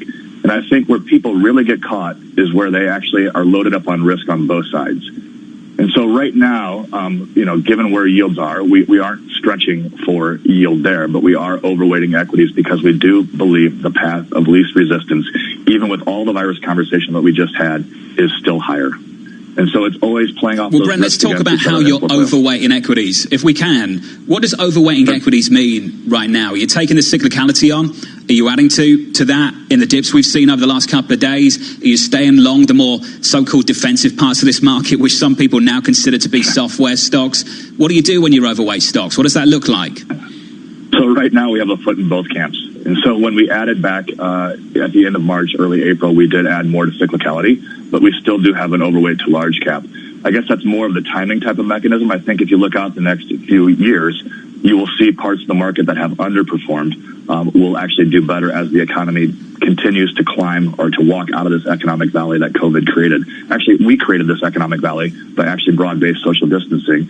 And now I know there's parts of the economy that are closing, but on the opposite side, there's other parts that are reopening. And we think a nationwide lockdown is a slim probability, which I think you combine that with what the Fed is doing. And let's not forget that each morning we wake up and we find out that we have better ideas of treatments. We have vaccines that are progressing.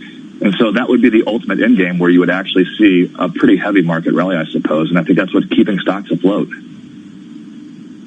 Brent, when you talk about betting on some of the less well-loved stocks, like some of the smaller cap or some of the more beaten-up sectors, I'm trying to pair that with the idea that the bankruptcy rate right now has risen to the highest level since 2009 and expected to continue to increase, as even though companies are able to access credit and are propped up by the Federal Reserve, they still are failing given the lack of demand. How are you avoiding these pitfalls going forward?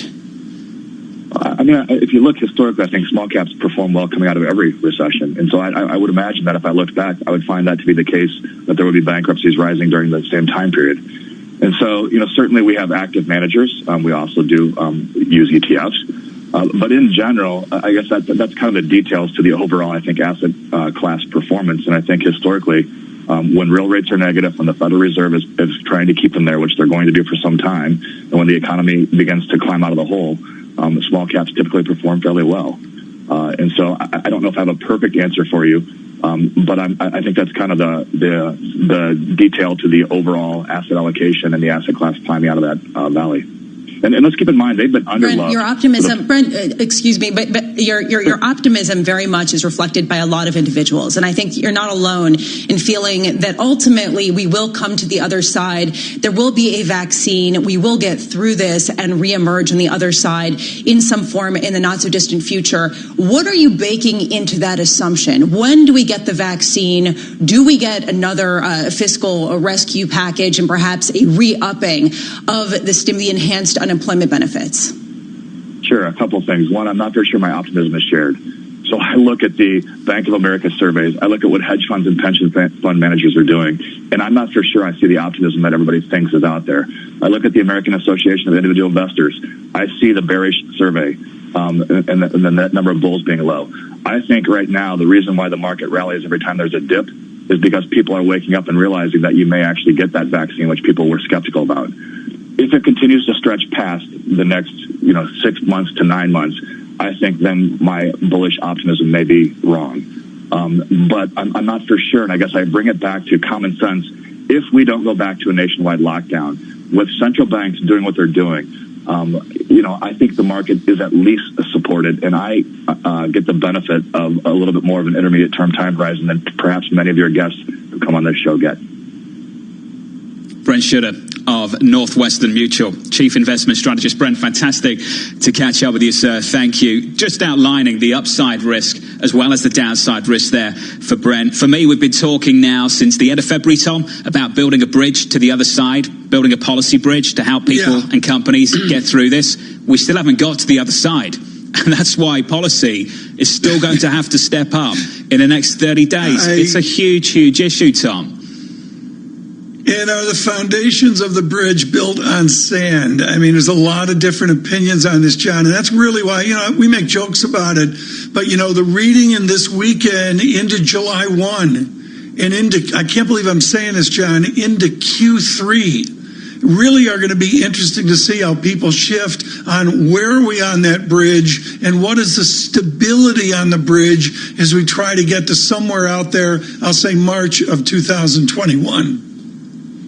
We've had real evidence this week, Lisa, real evidence that we're going to be below capacity in this economy for an extended period of time, and maybe much longer than people anticipated a couple of months ago. Now, I understand what the market's trading on. It's trading on sequential improvement. The aggregate data will improve mechanically because New York will go from shutdown to reopening and more in the next several weeks. But Lisa, it's pretty clear that overall there's fragility belief, the reopening process is constrained, and if we're going to have this situation of double-digit employment through to year-end, you'd have to imagine that the bankruptcies that you follow, Lisa, are going to carry on racking up.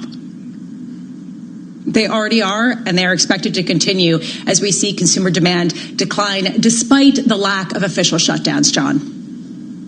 Coming up on the program, Michael Purvis of Tallback and Capital Advisors. He'll join us on this equity market and this worldwide economic situation. Equity futures down 5. We're off by a little more than 0.1% this morning. Good morning. This is Bloomberg Surveillance. Now let's see what else is going on around the world. Here with the latest headlines is Amy Morris. Good morning, Amy. Good morning, Tom. Sweden's state epidemiologist has accused the World Health Organization of misinterpreting COVID-19 data, overstating the health risks that country faces. Germany's infection rate has fallen to the lowest in 3 weeks, and Russia has reported the lowest number of new cases since late April. But in the U.S., a record number of new cases, stoking concerns about the economic recovery. Florida and Texas have paused their reopenings as Houston's intensive care wards reach capacity. In Arizona, Governor Doug Ducey says hospitals are likely to hit surge capacity very soon. I don't want there to be any illusion or sugar-coated expectations. We expect that our numbers will be worse next week and the week following. CDC Director Robert Redfield explains many of the people who have the virus don't even know it because they don't have symptoms. Our best estimate right now is that for every case that was reported, there actually were 10 other infections. And those people are spreading the virus, too. The Trump administration is pushing for the Supreme Court to eliminate the Affordable Care Act, stating in a brief late yesterday that, quote, the entire ACA thus must fall because of the 2017 tax law change. Former Vice President and presidential hopeful Joe Biden says the president's efforts to repeal Obamacare is, quote, unconscionable during a pandemic. Trump can't wish it away. He can't bend it to meet his political wishes. There are no miracles coming. Live from the Bloomberg Interactive Broker Studios, I'm Amy Morris. This is Bloomberg. Not completing high school is more of a social thing than it was an academic thing. I came out in the 11th grade.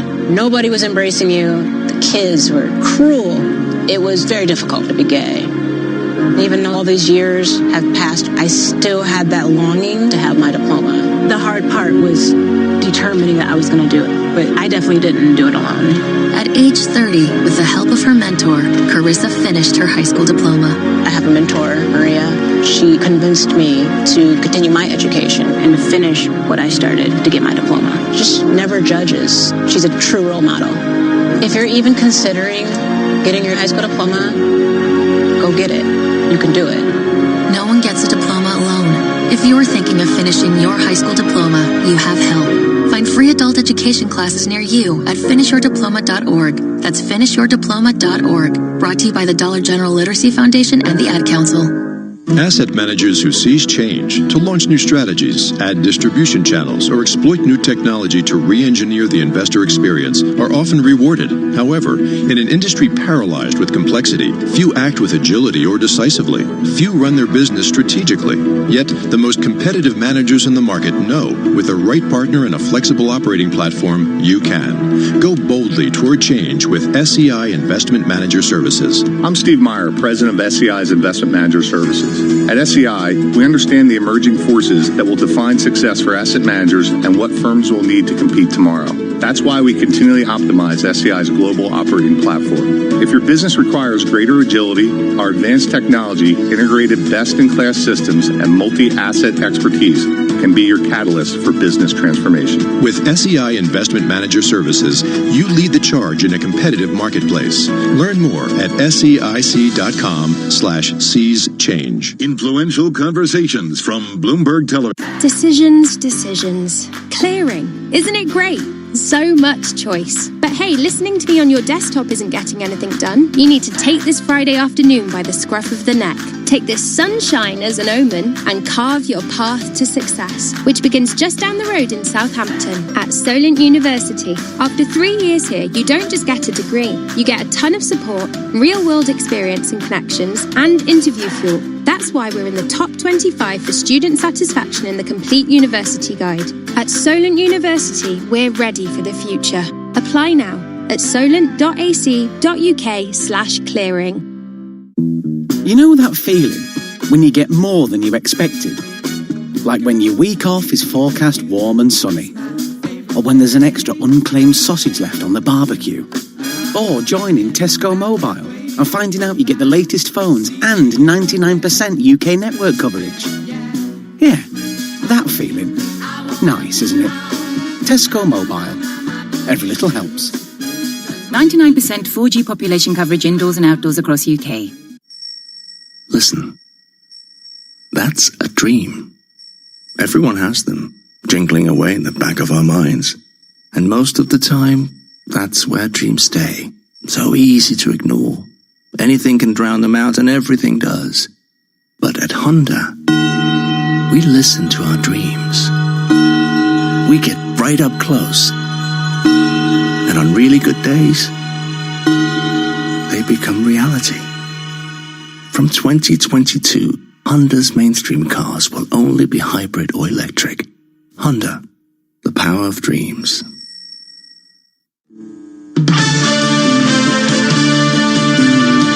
You're not really seeing a high degree of the impact quite yet. What will need to be determined is what it looks like when we get into the second half of the year, when the deferrals begin to wear off, and we find out and discover where the economy is in the second half of this year. So I think a lot of that is still left to be determined.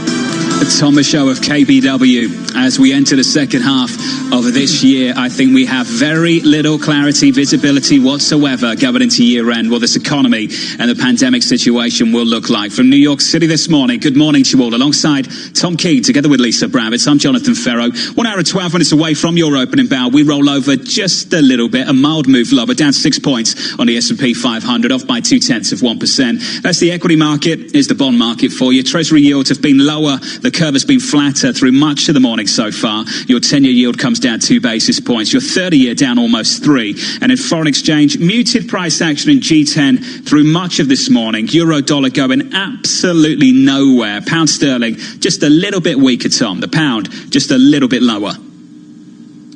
Well, interesting in the pound. Maybe Francine Lacroix driving the pound weaker with her conversation with the Chancellor of the Exchequer earlier today. Right now, to have you reset for the second half of 2020, a guy who writes an incredibly interesting short research note. Michael Purvis is great because it's 6 or 7 or 8 pages instead of the 30 pages of boilerplate that your eyes glaze over on. And in that, he always tries to get out front of the trend. He did that to a T agree with the Asia currency dynamics about 2-3 years ago. He is with Tallbacken, and we're thrilled Michael could join us this morning. Michael Purvis, real simply, where's the opportunity right now?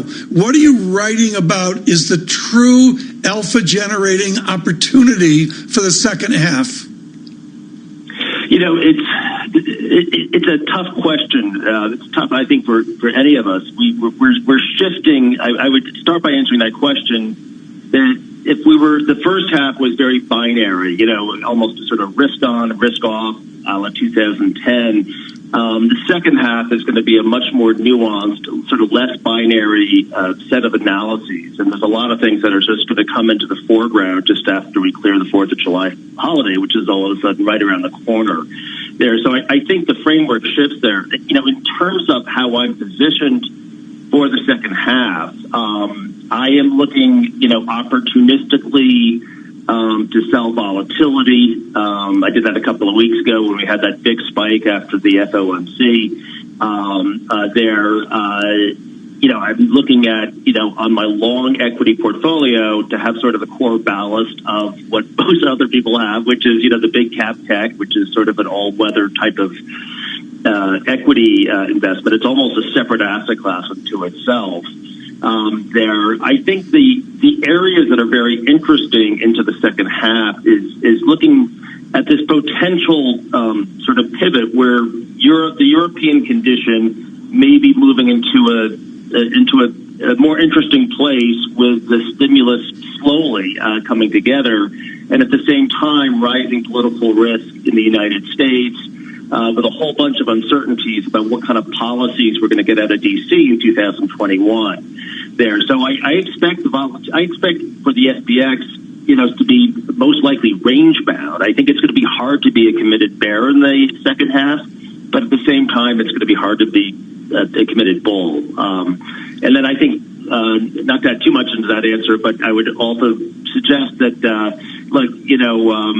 it's arguably a consensus trade right now, but I've been very constructive on precious metals for some time, and I continue to be so. I think we're going to see a lot of pickup there, particularly in the miners and in silver. Well, Michael, that's basically your whole book. So let's pick out part of the story and get to Europe. Do you think we could see real outperformance on the continent? Well, look, European equities have been the mother of all value traps for some time. We've all been there. We've all been, sort of excited. You had, glimmers of hope in 2017 that lasted about 6 or 9 months there. But I do think that there's something that investors have to keep their eye on here, which is that there is,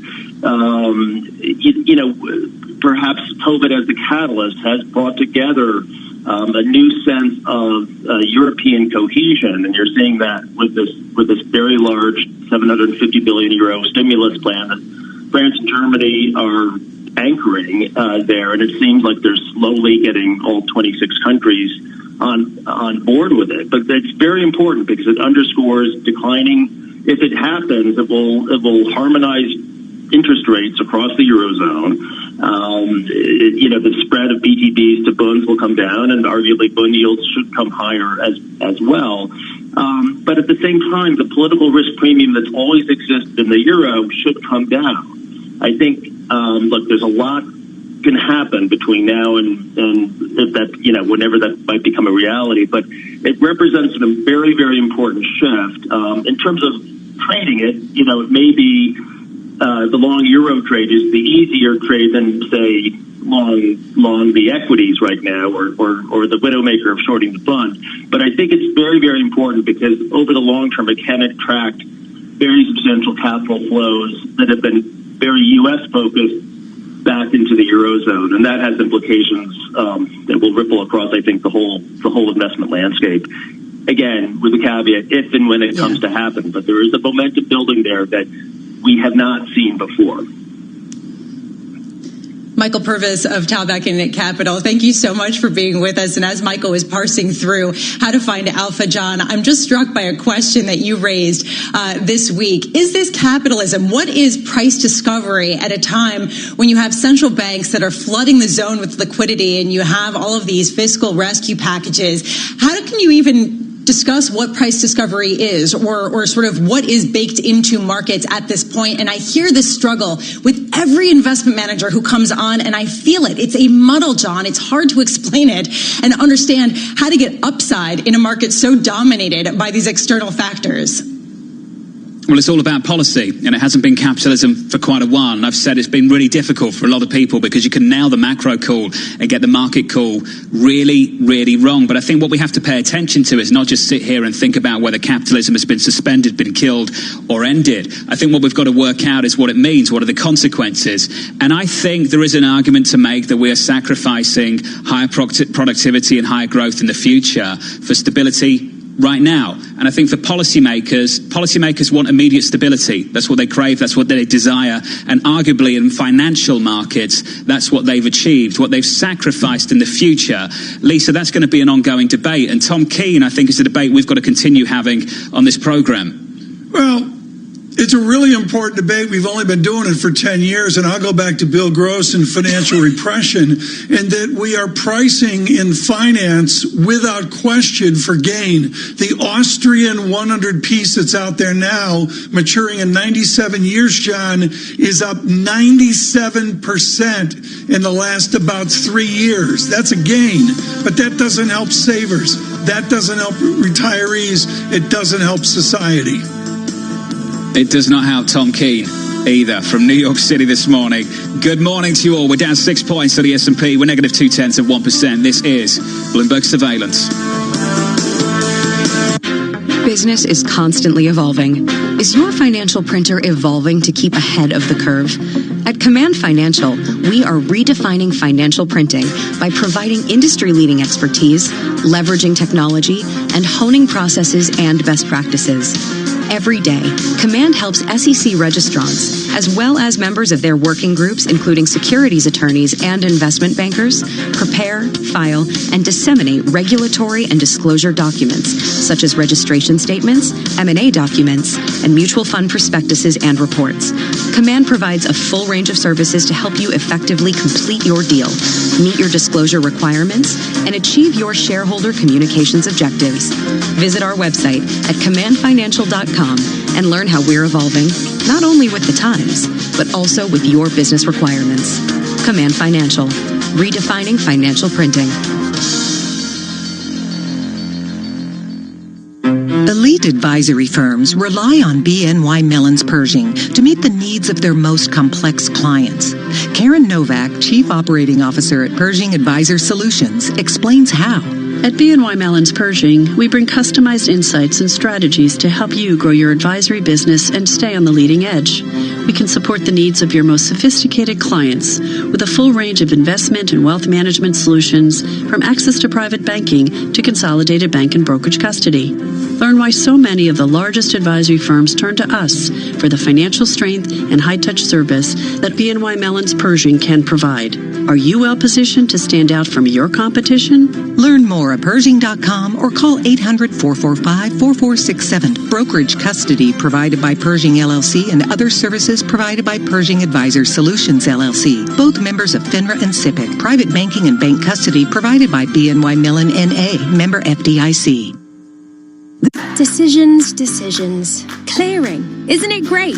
So much choice. But hey, listening to me on your desktop isn't getting anything done. You need to take this Friday afternoon by the scruff of the neck. Take this sunshine as an omen and carve your path to success, which begins just down the road in Southampton at Solent University. After 3 years here, you don't just get a degree. You get a ton of support, real-world experience and connections, and interview fuel. That's why we're in the top 25 for student satisfaction in the Complete University Guide. At Solent University, we're ready for the future.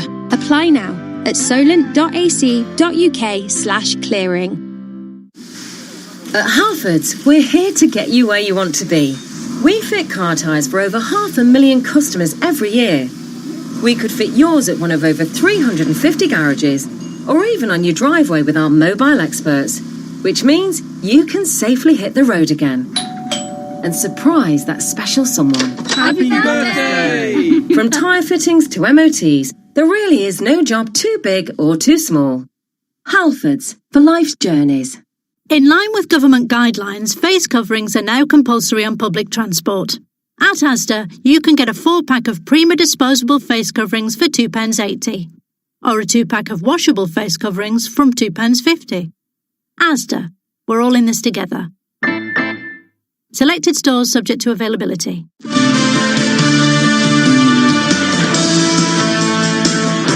From New York City, this is Bloomberg Surveillance for our audience worldwide. We're live on Bloomberg Radio and TV alongside Tom Keene, together with Lisa Bravis. I'm Jonathan Ferro, awaiting the economic data in the United States of America. As that data crosses the Bloomberg terminal, we can cross over to Bloomberg's Michael McKee. Mike, the data's still not dropping. We await personal income and personal spending.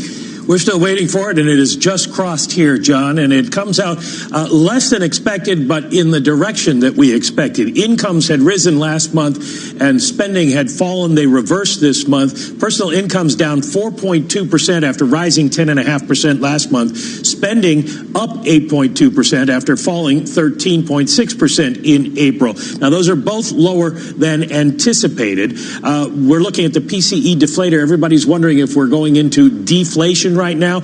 On a year-over-year basis, no change, up 0.5%. So we're holding in on that, and the core on a year-over-year basis rises 0.1% to 1%. So maybe a little bit less concern than we had in the past.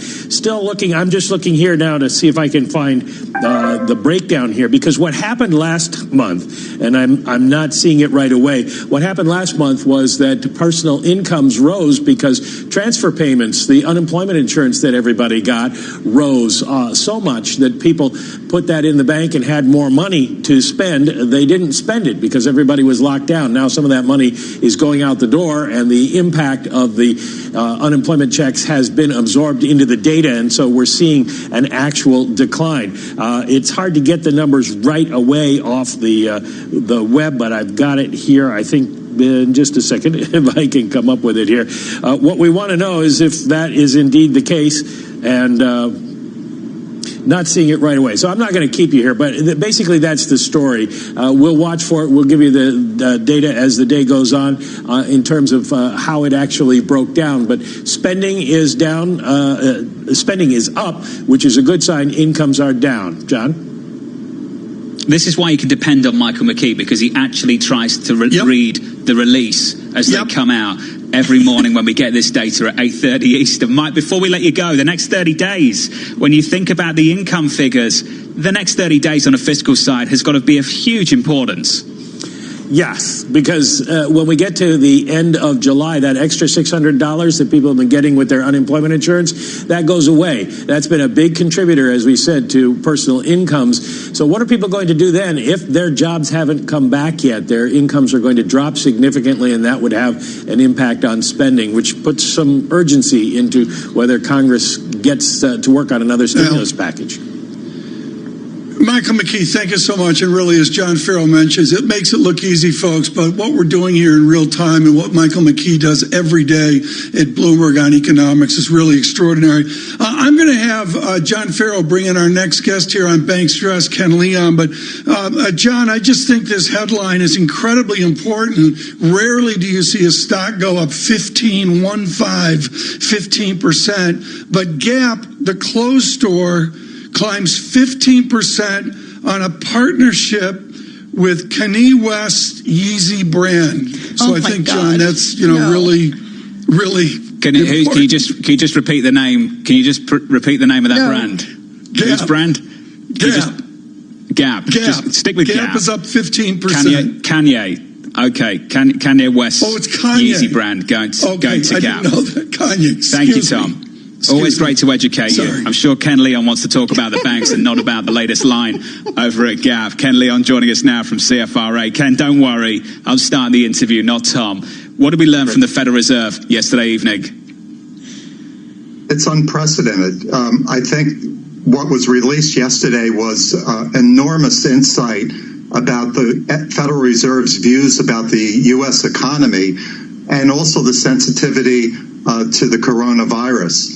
It also was insights in terms of what the expectations under scenarios of loan losses for the banks and then in terms of return of capital. But it was absolutely fascinating to see the narrative that the Fed has looking out from today, not only over to the rest of this year, but 2021. And there was much more language and scenarios, not only to a U shape, not a V shape, but a W scenario where hopefully not we don't have a second rise of COVID-19. But the Fed has been thinking about this and deliberated yesterday. So I think that's important as the economy. Ken, you absolutely nail this, as you always do. I mean, I was thunderstruck by the language we saw from Randall Kors and the rest of the team. Why did they do that, Ken? What's the backstory on the why, where there was so much ambiguity and mystery out past, say, September? Tom, it's a great question, and there was two things. One, they had to have a narrative that linked, over 10 years, stress tests that didn't look at an economy where unemployment was far greater than their adverse scenario of 10.3% unemployment. Second, we're looking at unemployment that is not likely to recover with job growth in the Fed's view, but over a longer period of time. And that has led to what does this mean in terms of the health of the banking system, and what can the Fed do, even though on the 10-year framework they are strong, but the Fed just doesn't know what the outlook is for the rest of this year or next year.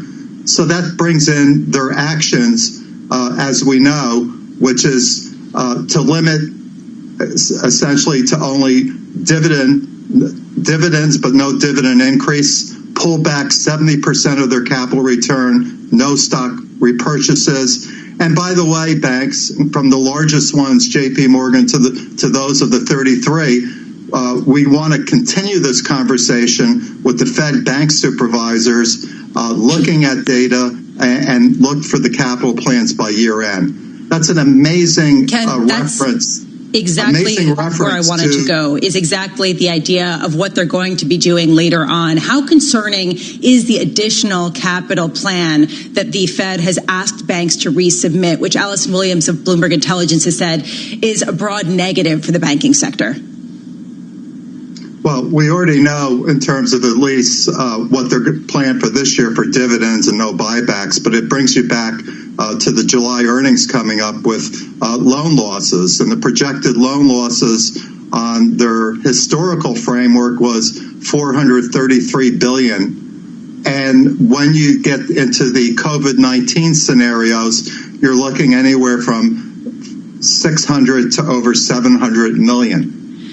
So it's the Fed is recognizing that banks are going to see, especially in three areas related to commercial loans, credit cards, and real estate, that there's incredible uncertainty about the economy, the labor market, and there's going to be loan losses.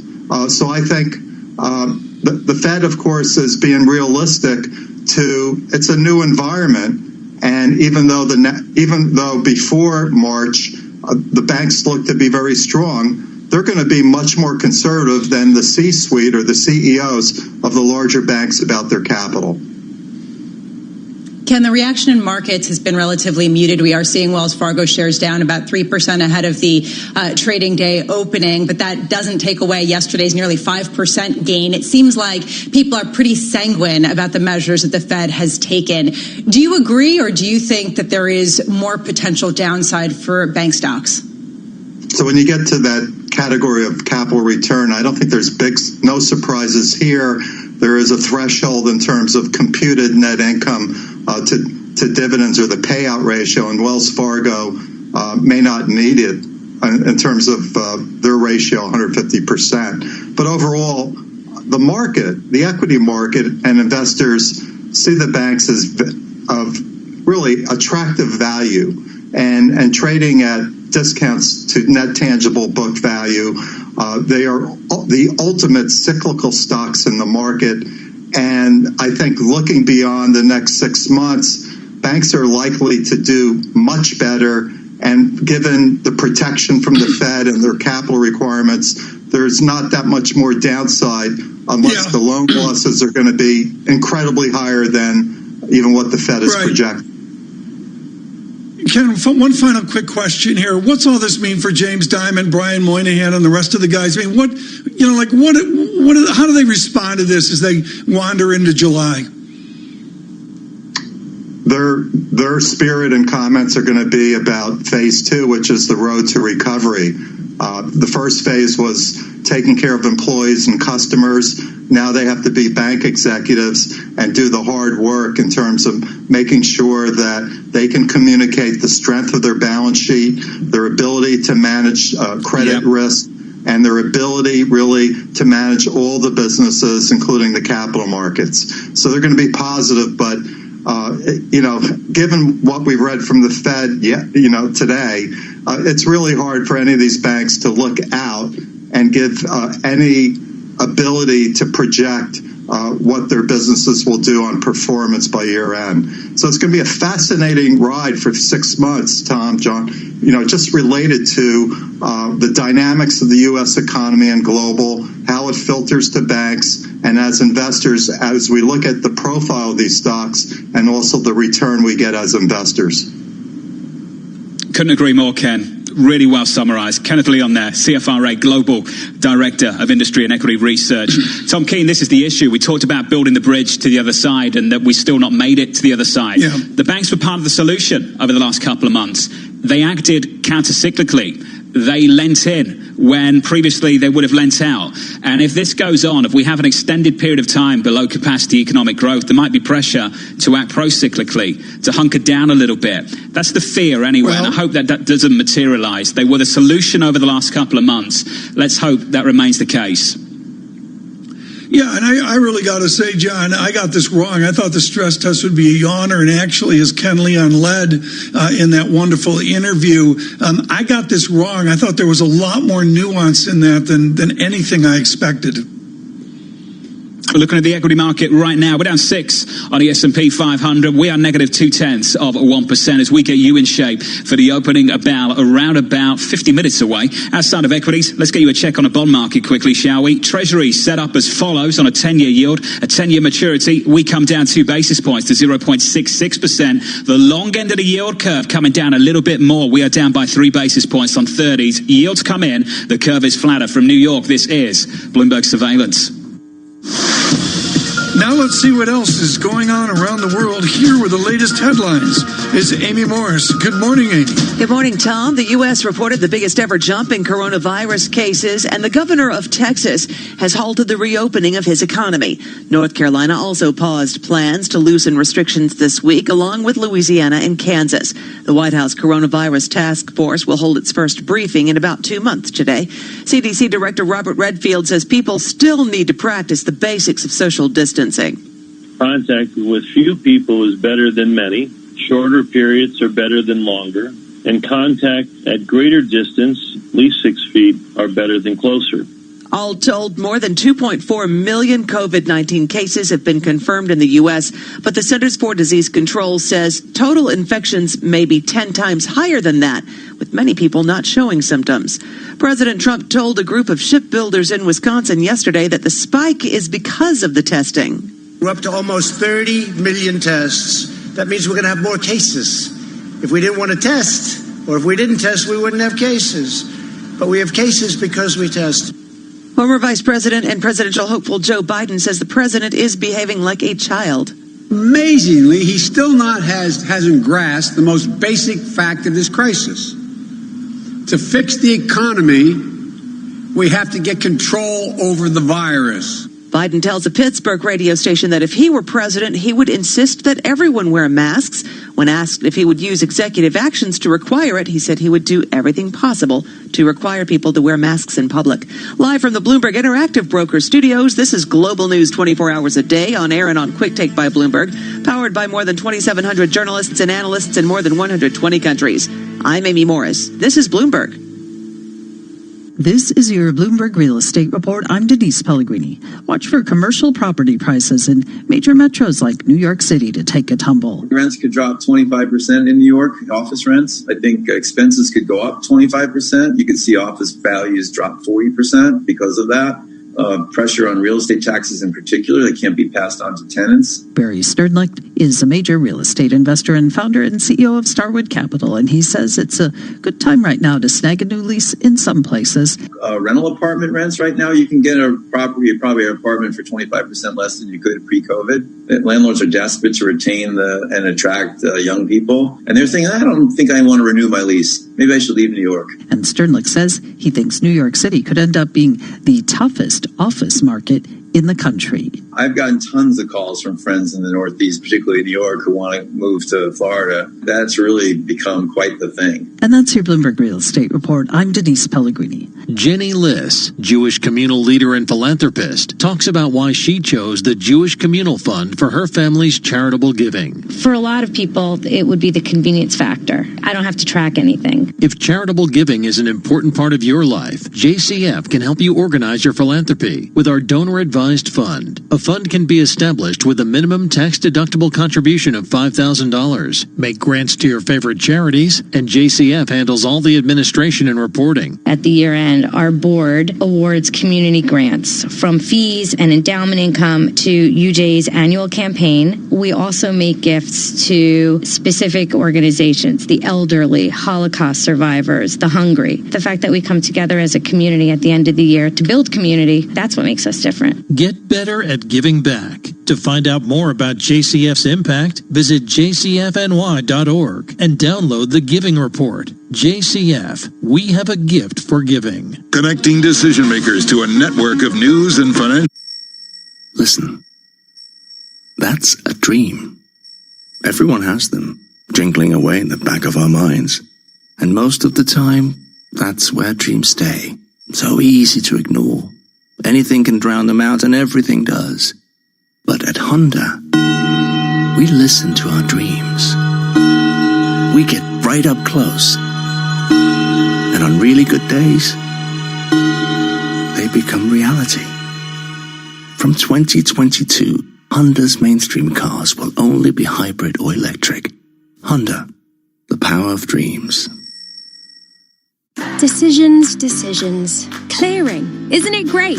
So much choice. But hey, listening to me on your desktop isn't getting anything done. You need to take this Friday afternoon by the scruff of the neck. Take this sunshine as an omen and carve your path to success, which begins just down the road in Southampton at Solent University. After 3 years here, you don't just get a degree. You get a ton of support, real-world experience and connections, and interview fuel. That's why we're in the top 25 for student satisfaction in the Complete University Guide. At Solent University, we're ready for the future. Apply now at solent.ac.uk/clearing. Especially with Texas being one of the largest GDP contributors to the national GDP, that is, it's concerning. But where it really needs to impact is it going to lead to several other states closing down officially, re-putting in those quarantine measures? And if that happens to us, that's really going to set back the economic recovery that had been going on since April. Anna Han of Wells Fargo on this program. The brilliant Anna Han around about an hour ago from New York City this morning. Good morning to you all. Alongside Tom Keene, together with Lisa Bravitz, I'm Jonathan Ferro. I need an hour solo, which is kind of like therapy on a morning like this morning, given the stupidity of my colleague, Mr. Tom Keene. So I'm looking forward to catching up with Mr. Mohammed Al-Arian, and I'll do that in around about 15 minutes right here on Bloomberg TV. Over to you, Tom. John Farrell, thank you so much. Greatly appreciate that. Dr. Al-Arian will be fascinating, I'm sure, this morning. This is a joy right now to bring in Brad Setzer to Stays with the Council on Foreign Relations. Barely does justice to coming out of Harvard, Sciences Po, and Oxford, where he was a young guy and the papers came off the screen. That happens very rarely. If somebody writes papers and they come out of the screen, and that's what young Setzer did at a most early age. He served the nation at Treasury. He joins us today, Tannenbaum Fellow at CFR. Brad, Richard Haas has out right now my book of the summer, The World. It is a wonderful, simple, straight-talking book on international relations.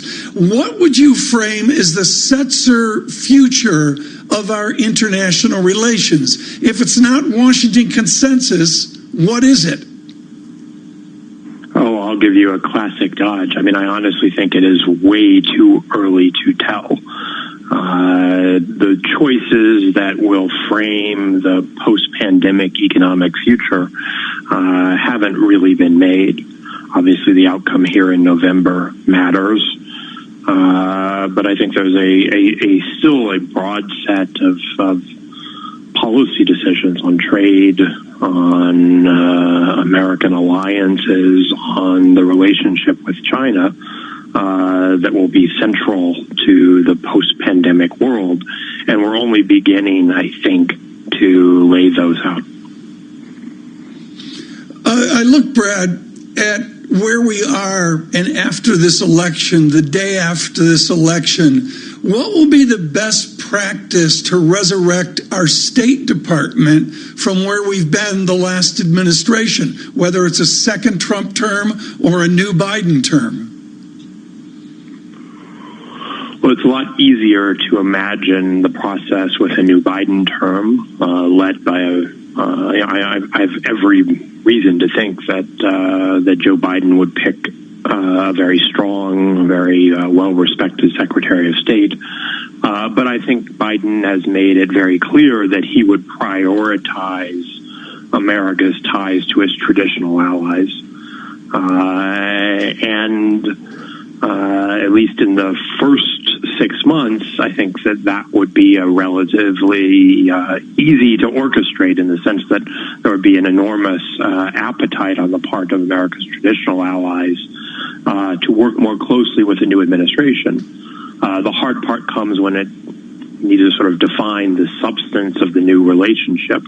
But, there's some pretty obvious things that Biden could do to get relations off on a better foot. I mean, narrowing trade conflicts to focus on China and settling some of the outstanding trade tensions with Europe is, for example, a fairly obvious step. Brad, there's a question going forward how much we are going to continue with the deglobalization that we seem to be talking about, at least, if not effectuating over the past few years. I'm wondering to what degree you're seeing us rejigger supply chains away from China, re-domesticate them in a way that a lot of people have been calling for. Well, to be honest, right now the data is telling us the opposite story. So there's a disconnect between the discussion of deglobalization and the reality, which is right now, in some ways, the world is more Sinocentric.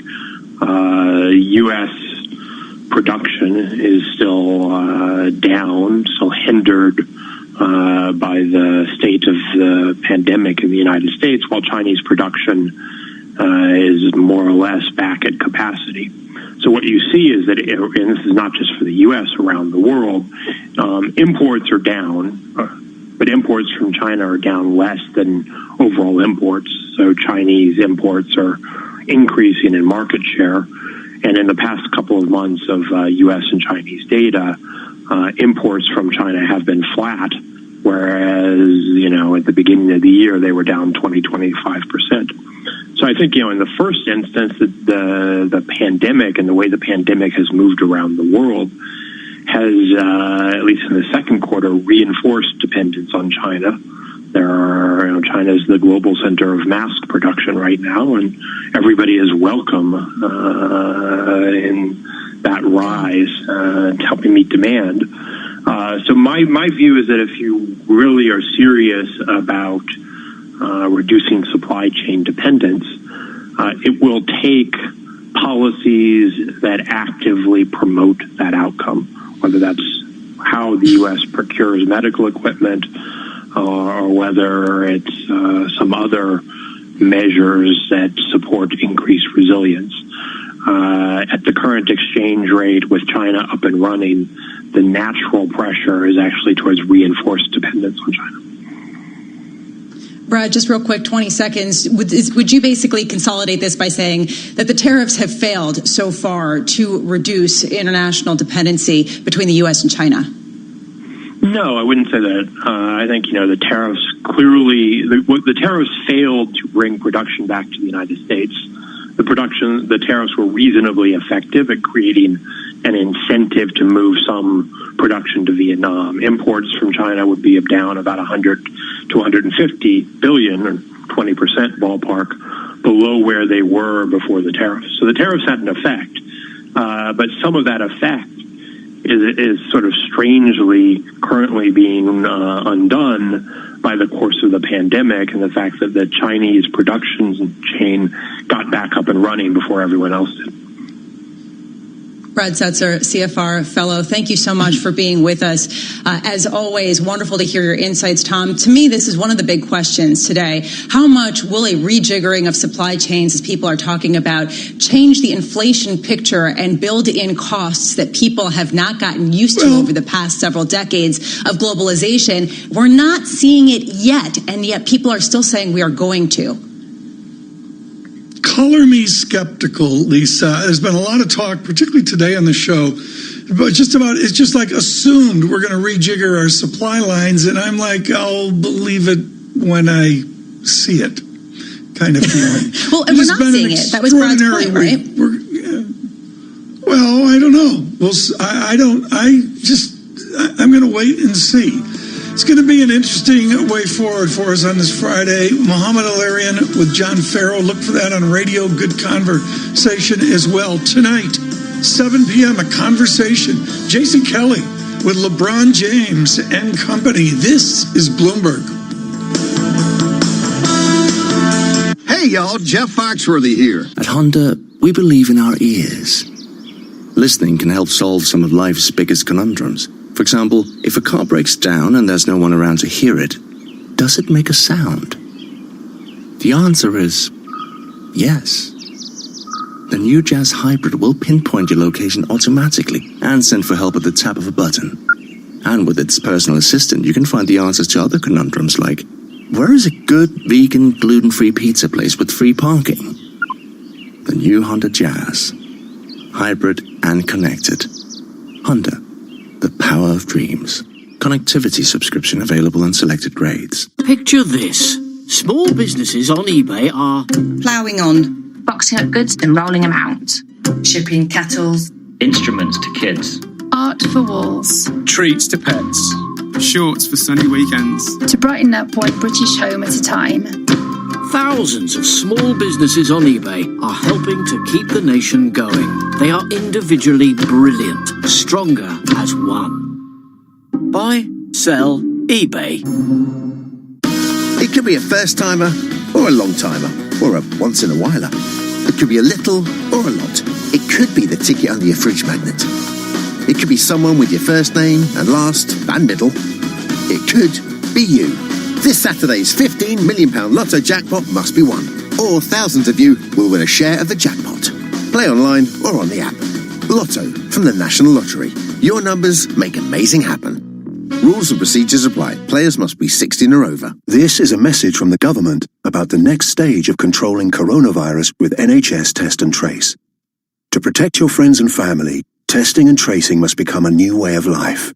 If you have symptoms, you need to get a test immediately. Don't leave home for any other reason. If you test positive, we will contact you to trace people who you might have infected. From now on, if you're told you've been exposed to an infected person, you must self-isolate for 14 days. Play your part and do the right thing so we can safely return to a more normal life. Go to nhs.uk or call 119.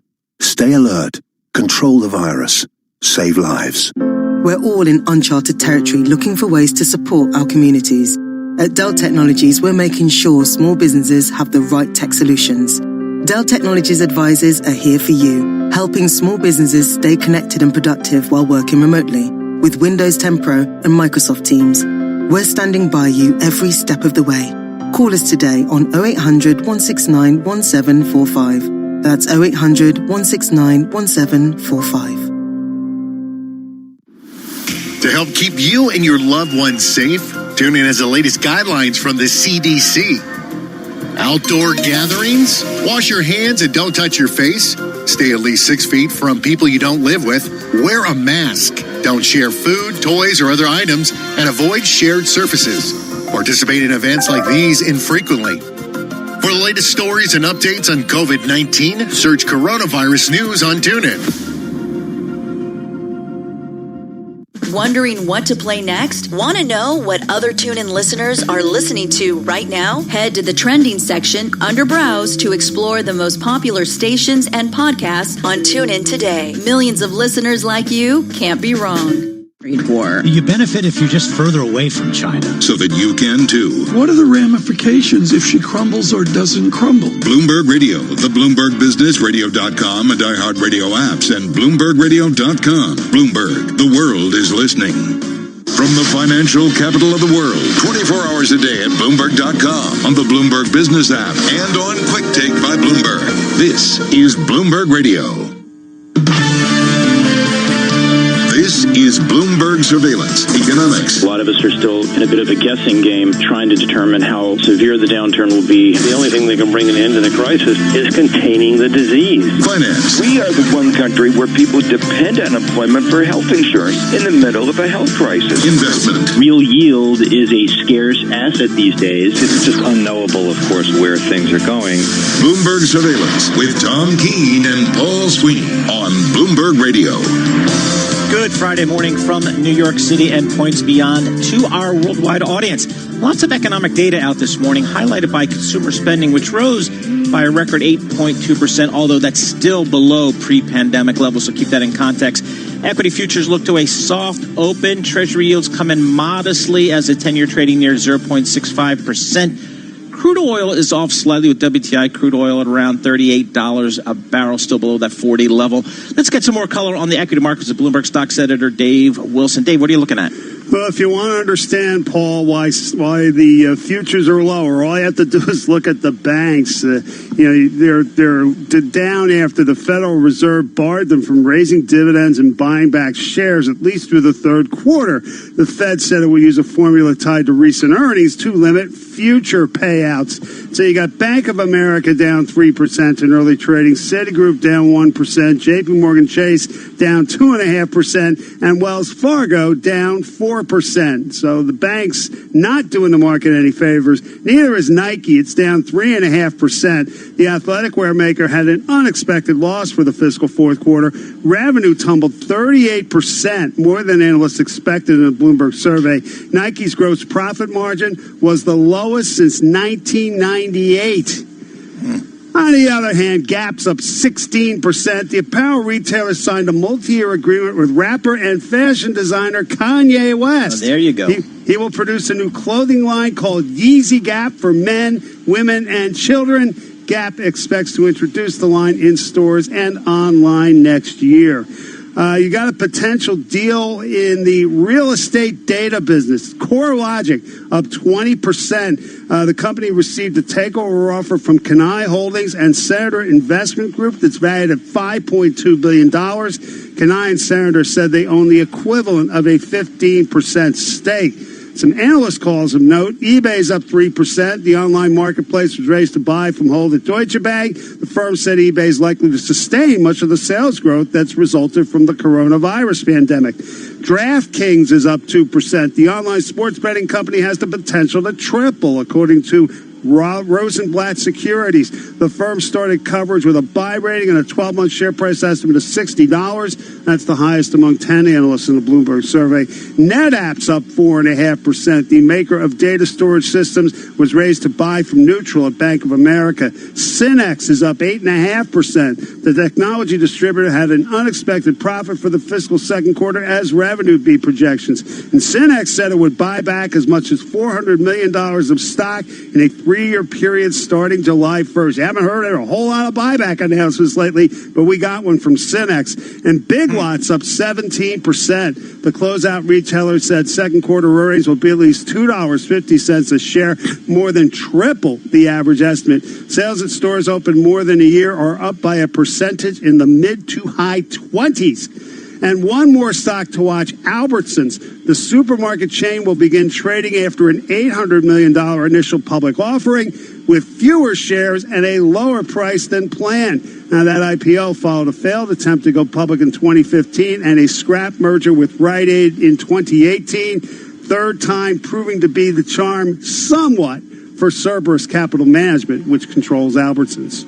Lots going on out there. Dave, when you take a look at the banks, that news yesterday, was that expected in terms of, kind of putting a leash a little bit on these banks, at least for the next several months as it relates to capital? You can understand why the Fed would do it. That said, you had the bank stocks move higher yesterday. There was a relaxation of the Volcker rule when it came to private equity investments. So they certainly weren't set up for what came out ultimately after the close of trading. So, put that all together, and you can see why the group's taking a hit. And I should mention, Paul, happy Russell Reconstitution Day.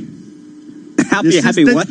Russell Reconstitution. Oh, that's right. Talk to me about that. Yeah. That every year, last Friday in July or in June, that the Russell indexes, the Russell 2000, for larger companies, the Russell 1000, put them together, you get the Russell 3000. All those indexes get reshuffled. So you're going to get a ton of trading in the last half hour, and after the close, it will be recorded. It's actually going to happen at the close, but it may be pretty quiet throughout the day as people anticipate what's going to happen as a result of Russell shaking up its indexes. And this is for the small cappers, right?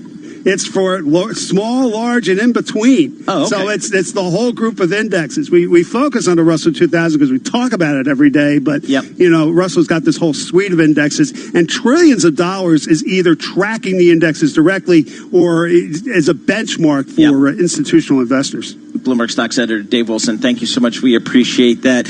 Well, the news of the week, virus-wise, I guess, has been the resurgence or a rapid increase in some key states like California, Texas, Florida, and certainly the topic of conversation as we think about the global pandemic here in the United States. Margaret Brennan faced the nation. She is off this weekend. John Dickerson will be filling in Sunday and doing the radio as well. John, thanks so much for joining us here to tell us about how you guys at Face the Nation are going to frame the pandemic news this week, which again has been a resurgence in cases across certain parts of this country. Vice President, the head of the president's coronavirus task force, and ask him what his assessment is about these states, as you mentioned, California, Texas, Arizona, Florida, and several others, which are seeing huge uptick in cases, more than can be accounted for by any increase in testing. And a lot of these difficulties and spikes are in places where they have tried the first stages of reopening. And, of course, the problems aren't circumscribed by the states in which they take place because the virus knows no boundaries. What happens in one state could just as easily happen in the one next door. And as everybody's trying to reopen to get the economy humming again, faltering steps in those first moments of reopening suggests not only a health problem, but also that it might take even longer for the economy to get moving again. John Dickerson, Tom Keene in New York. Good morning. Wonderful to speak to you today.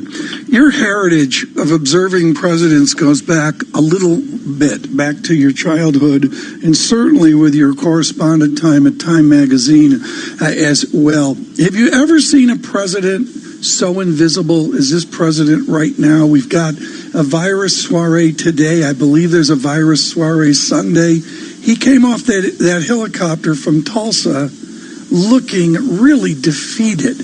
And he's been, am I right? He's been invisible the last number of days? It's good to hear your voice, Tom. I can't think of an example. And part of it is that the presidential response to national questions really starts at LBJ. Obviously wars presidents have been involved in, but in 1918, Woodrow Wilson was kind of absent on the flu. But nevertheless, it's an expectation of the job. And the president, and it's how do we know it's an expectation? Because the federal government and the executive branch have been training for pandemics across the last three administrations. And particularly this president who was elected by supporters who believed in his can-do business experience. I don't think people from the business world and CEOs would be responding in this fashion. But then secondarily is the other part of the job, which is the sort of pastoral national role of a president to speak to moments of anguish. And that's with respect to the question about racial justice in America. President Trump has not inhabited that portion of the role either. And again, with great respect for your experience, what do you, and I'm speaking here for Republicans, Democrats, disaffected independents, etc., not a political thing, but what would you expect to see the response from the vice president if the president has become so reticent to really do the, as you say, the pastoral dance? Well, and the reason I've thought through, as you say, that's been my career, and I actually have a new book out on the presidency in which I thought through all of these. How did I know that?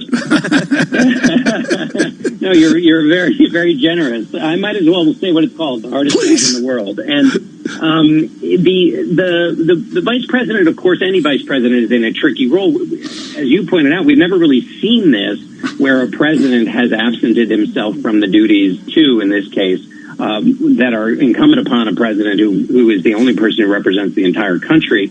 So it's hard for a vice president to rush into the breach and perform the presidential duties.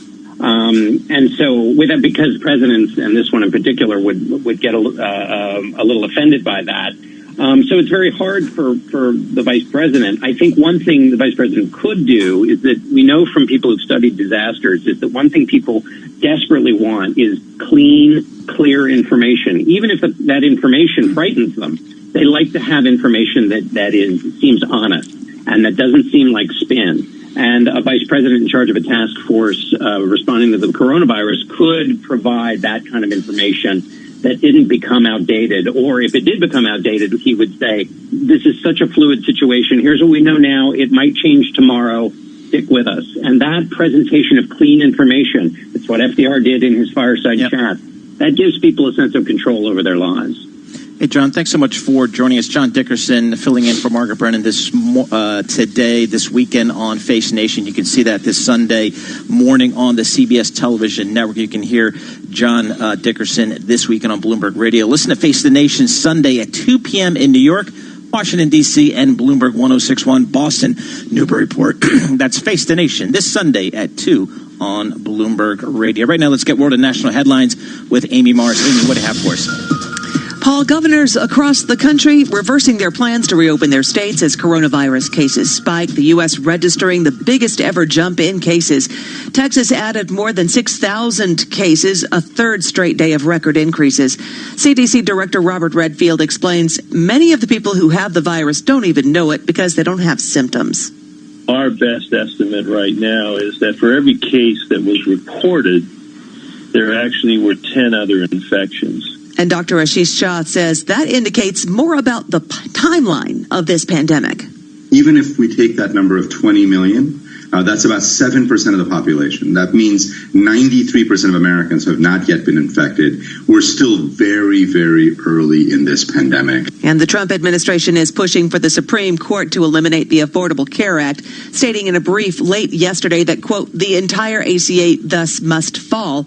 Because of the 2017 tax law change, the court is set to hear the case around the time of the November election. Now, former Vice President and presidential hopeful Joe Biden says the president's efforts to repeal Obamacare is, in his words, unconscionable during a pandemic, saying that you can't just ignore the coronavirus. Trump can't wish it away. He can't bend it to meet his political wishes. There are no miracles coming. Biden says if he were president, he would insist everyone wear masks in public. Global news 24 hours a day on air and on Quick Take by Bloomberg, powered by more than 2,700 journalists and analysts in more than 120 countries. I'm Amy Morris. This is Bloomberg. Tom and Paul. Amy Morris, thank you so much. Greatly appreciate it. Bloomberg Surveillance this morning, always brought to you by Cohn Resnick. Advisory Assurance Tax. Are you applying for PPP loan forgiveness? Don't leave money on the table or fail.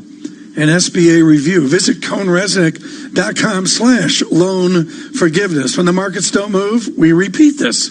Cohn Resnick, CohnReznick, CohnResnick.com/loan forgiveness. Very quiet markets today, folks. A churn to the market. Gold up near that dash to 1,800 an ounce. Comes back to the 1775 level. Please stay with us on this Friday. Worldwide, this is Bloomberg. Good morning.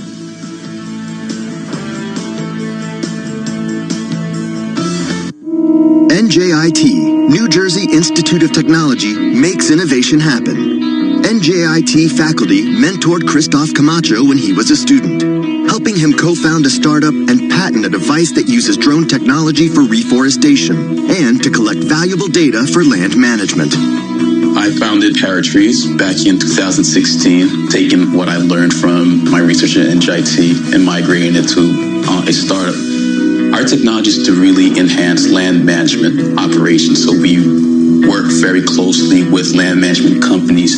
So we have a drone that performs precision reforestation, and we do storm damage assessment, having access to drones that can collect data, so it's much faster. And what is more important, we help them drive management decisions. NJIT has been there every step of the way, going full force with my company. NJIT, New Jersey Institute of Technology. Learn more at njit.edu.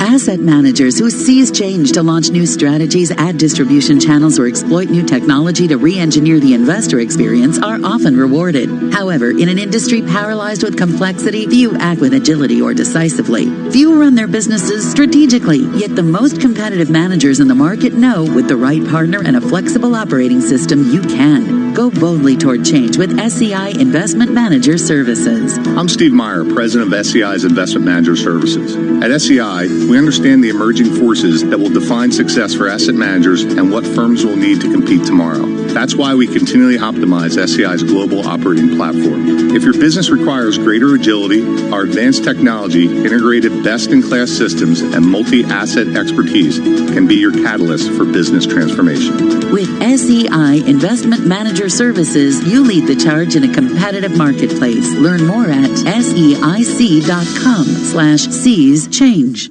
Influential conversations.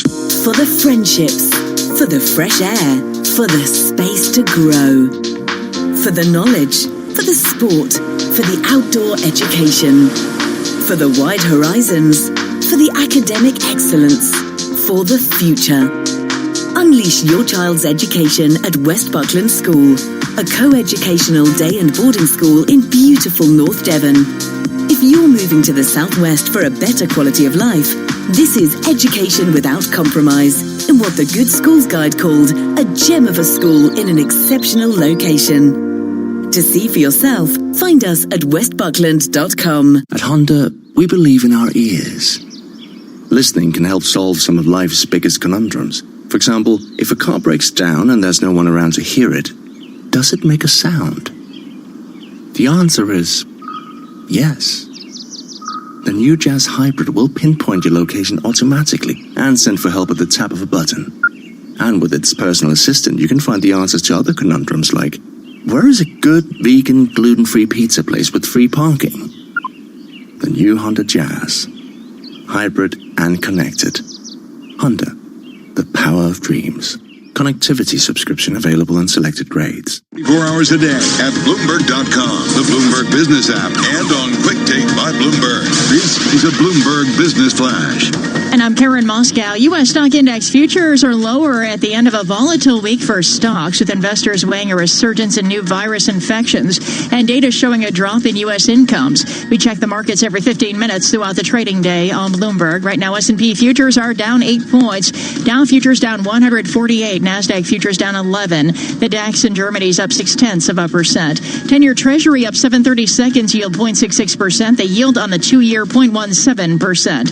NYMEX crude oil down 0.4% or 15 cents at $38.58 a barrel. COMEX gold down 0.1% or $2.10 at $17.68.80 an ounce. The euro 1.1226 against the dollar. British pound 1.2371 and the yen 107.05. And that's a Bloomberg Business Flash. Tom and Paul. Karen, thanks so much. I got this wrong, folks, so let me clarify it for myself and for you. Now, you know Apple stores, they're closing because of the pandemic, and they're reclosing stores that were open in the Sunbelt, etc. I thought that's what Microsoft was doing, and I was wrong. I did too, yep.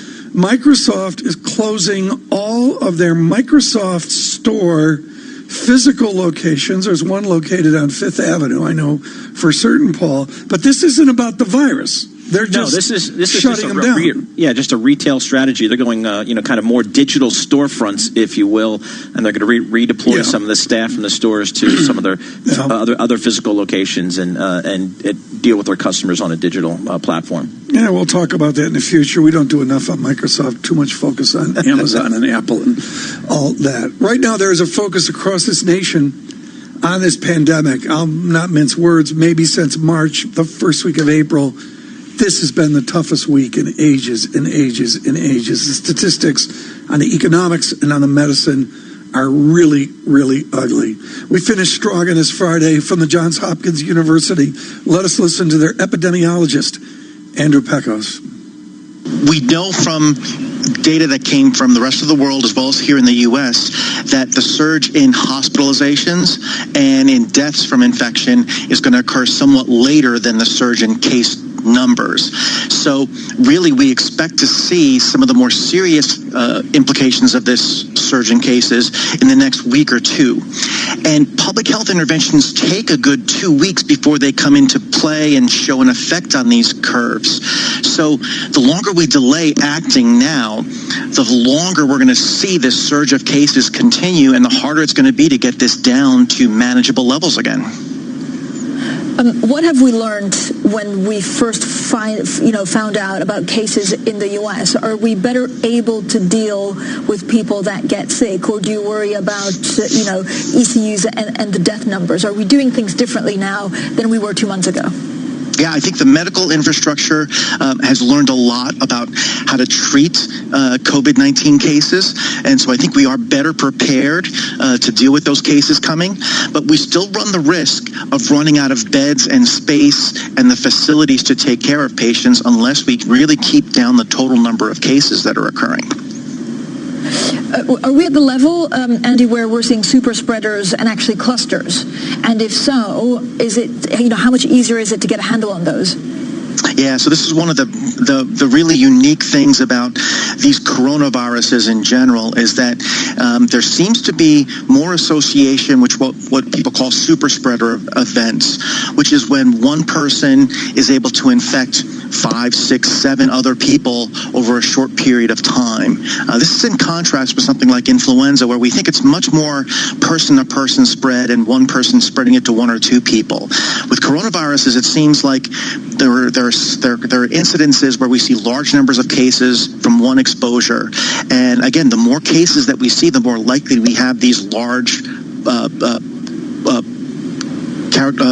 bunches of cases that then increase the rate in which the virus is spreading exponentially. Dr. Pekos, do masks work? What works right now to try and slow down the number of infected and the number of deaths? Yeah, so an important thing to understand is all of these public health interventions that were put in place were meant to damp down the number of cases. The virus is still here, and as we relieve public health interventions, the virus can come back, as we're seeing across many parts of the southern United States. What we need is now to have other things in place besides things like lockdowns to try to dampen the number of cases. Masks are one thing. Social distancing is another thing. And the other thing that's really going to be important here is understanding that contact tracing and testing is going to be another very important tool to monitor the case numbers and keep them down. If we can identify the people who are sick and put them into isolation or quarantine, then we can avoid doing that across the entire population like we had to do because of the surge of cases that happened in February and March. Dr. Pekos, are antibody tests and COVID-19 tests accurate? Are they more accurate now than they were 2 months ago?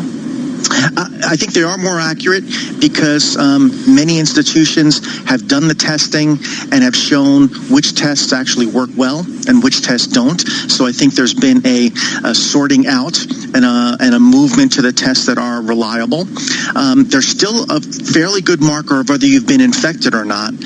We're still working on trying to understand if that is showing you that you're protected from reinfection. The initial data looks pretty good in terms of antibody responses are associated with a high amount of with cases in a very good proportion of cases. But we're still not at the place where we can say if you're antibody positive, you're protected from infection. And I guess the length of this protection, if you are protected. An excellent point. We've only seen this virus for 6 months in some parts of the world, significantly less in others. What we really need to see is how long do these antibody responses last? Do they last 2 months? Do they last 6 months? Do they last a year? That's also going to factor into how well we can deal with the virus as time goes forward. If our immunity is waning over time, then we'll have to take different measures than if the immunity from the infection is staying relatively high. Andrew Pekos of Johns Hopkins University. We just talked about Microsoft, Paul Sweeney, Amazon to take out Zooks. Now, I said Kanye West's name wrong today, and Pharaoh chastised me for that. I think I got Zooks right, Z-O-O-X. I think that's right. Private company. What's so cool about this is if you grow up the son of the chairman of some fancy pants company, you know, Paul, you sort of slide through your adolescence. Jesse Levinson, son of the Apple chairman, the giant Arthur Levinson. He and Tim Ketley-Clay, they founded Zooks. Right. That's pretty cool. That's pretty cool. It's a company. Pretty cool. Yeah, pretty cool. Company working to design autonomous ride-hailing vehicles. So you think about Amazon, you're getting more and more, kind of into just the transportation/distribution, and, kind of taking it to the next level with these autonomous ride-hailing vehicles, trying to see how that technology is going and whether it can be folded into the distribution arm of Amazon. And they must be on the radar because Elon sued him at one point. That's right. That's like the Good Housekeeping seal of technology. Exactly. It is a Friday, folks. Lots of business transactions. You got to know it's going to be active in Washington through the day. Please stay with us on Bloomberg Radio. We need to get the markets open. This is Bloomberg. Business is constantly evolving. Is your financial printer evolving to keep ahead of the curve? At Command Financial, we are redefining financial printing by providing industry-leading expertise, leveraging technology, and honing processes and best practices. Every day, Command helps SEC registrants, as well as members of their working groups, including securities attorneys and investment bankers, prepare, file, and disseminate regulatory and disclosure documents, such as registration statements, M&A documents, and mutual fund prospectuses and reports. Command provides a full range of services to help you effectively complete your deal, meet your disclosure requirements, and achieve your shareholder communications objectives. Visit our website at commandfinancial.com and learn how we're evolving, not only with the times, but also with your business requirements. Command Financial, redefining financial printing.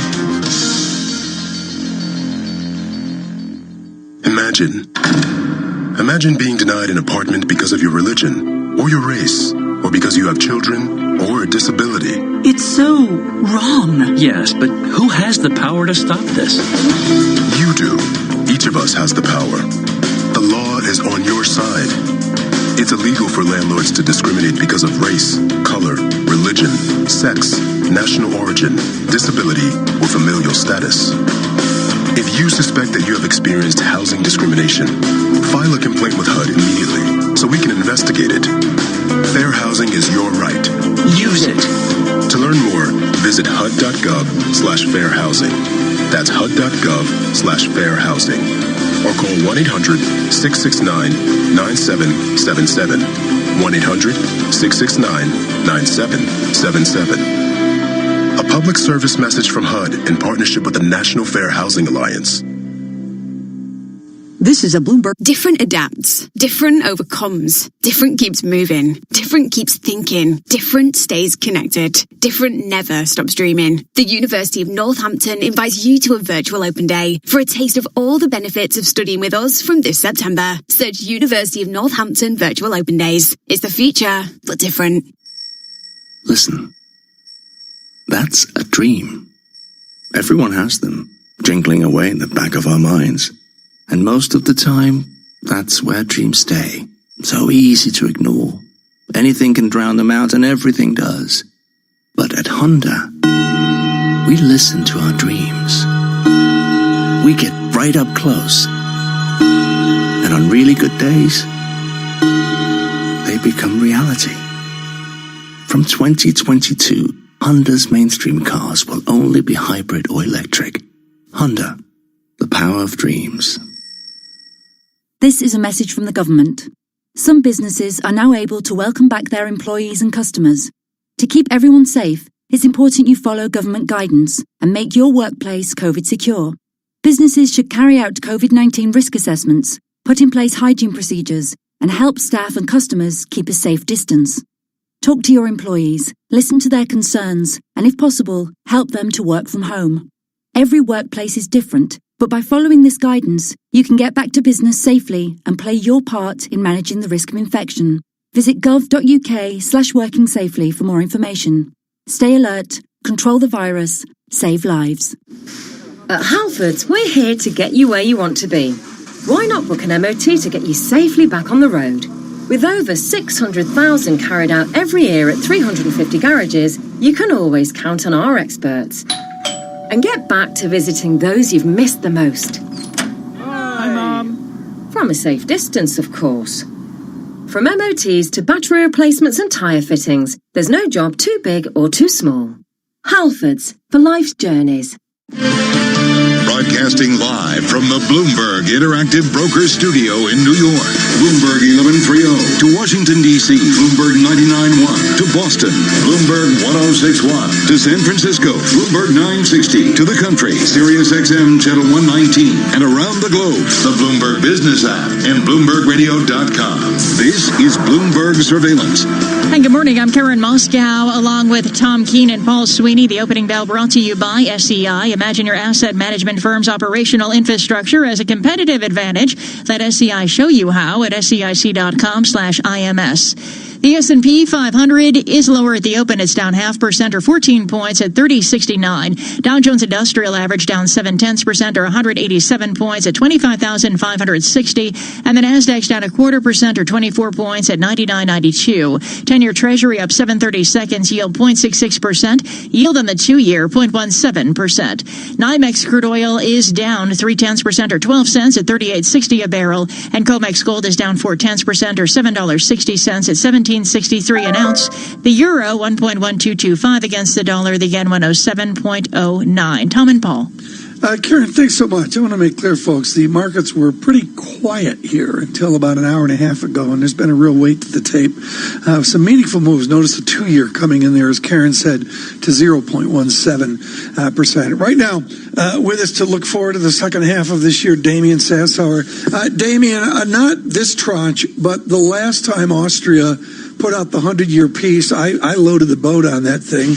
It's now a 97-year maturity. And as you know, the coupon was ample and came in. And when coupon comes in, a lower yield, price goes up. And when you've got a 97-year piece, that means you go from par 100 to a 97% price appreciation. It moved yesterday through 190 back up to 197. So I got a wonderful gain on my Austrian piece. What's a long maturity in your world? Austria is not an emerging market. What's a long maturity in the Damian Sassower EM risky world? Well, Tom, I mean, Argentina does have a century bond, but we're not going to go there. It's interesting. I mean, the 100-year points on the 100-year tenor is really becoming the new 30-year in many of these developed markets. But if you look over the border in a place like Poland next week, I mean, we have an election coming up in Poland, and while Duda is expected to hold office, political risk is rising. We also have, just over the border in Russia, Putin expected to, there's going to be a constitutional referendum. They may extend his term out to 2034. So, my focus is a little over the border from Austria, but, I spent some time at Salzburg College back in the mid-1990s, so it has a warm place in my heart, Tom. So, Damian, as you think about, kind of the emerging markets here, it's hard to take our focus off what's happening here in the U.S., but it just, kind of goes to other parts of the world. I'm thinking about China in particular as they come out on the other side of the pandemic. How are investors viewing China per se, and also as China as a potential bank to other emerging market economies? It's a great question, Paul. I mean, very interesting. I mean, look, we're going to see some PMI data. It's obviously going to show some improvement in China. But what's interesting is, Beijing's just shut down again, schools and whatnot. And, sentiment could take a hit. We also see, PPIs going down. They're exporting deflation to the rest of the world. So that's the real mechanism, in my opinion, in terms of how, emerging market economies are going to function. I mean, it's this deflationary or disinflationary cycle that's spreading into a lot of these markets, allowing central banks to ease rates locally. And that should, in theory, help stimulate these economies. Yeah. The problem is we're just not seeing it. Okay, they export disinflation or deflation to the United States. And I'm going to suggest all of our listeners have a feeling for that. What happens when they export disinflation to Vietnam or New Zealand? I mean, what's the difference over there so close? Well, it's labor, it's wages, right? I mean, this unlimited labor pool that China's had for, that the markets have been operating under the assumption that it's just, unlimited is right now just proving to be accurate, right? I mean, the fact of the matter is, wage growth is non-existent, and that just kind of brings down the rest of the world. And look, we're going to see, as I said, a factory get. I mean, this is going to weigh on profitability, right, for Chinese corporates. Their margins are going to get squeezed, and that's just the way it's going to be, I think, for the foreseeable future. But just taking a step back and looking at a place like Malaysia, which is just over the border, highest correlation to China of all, you've seen S&P and Fitch both downgrade the outlooks to negative just this week, right? So that just gives you a sense of how, China weakness is really spilling over into the EM complex. All right, let's switch gears a little bit to Latin America. I try to read everything I can get my hands on about what's going on down there because we knew going into the pandemic that obviously a lot of economic fragility down there. And now the pandemic obviously is just kind of ravaging through Latin America. Let's start with Brazil there. Bolsonaro, is there any evidence that he kind of gets it now and is willing to make the hard steps?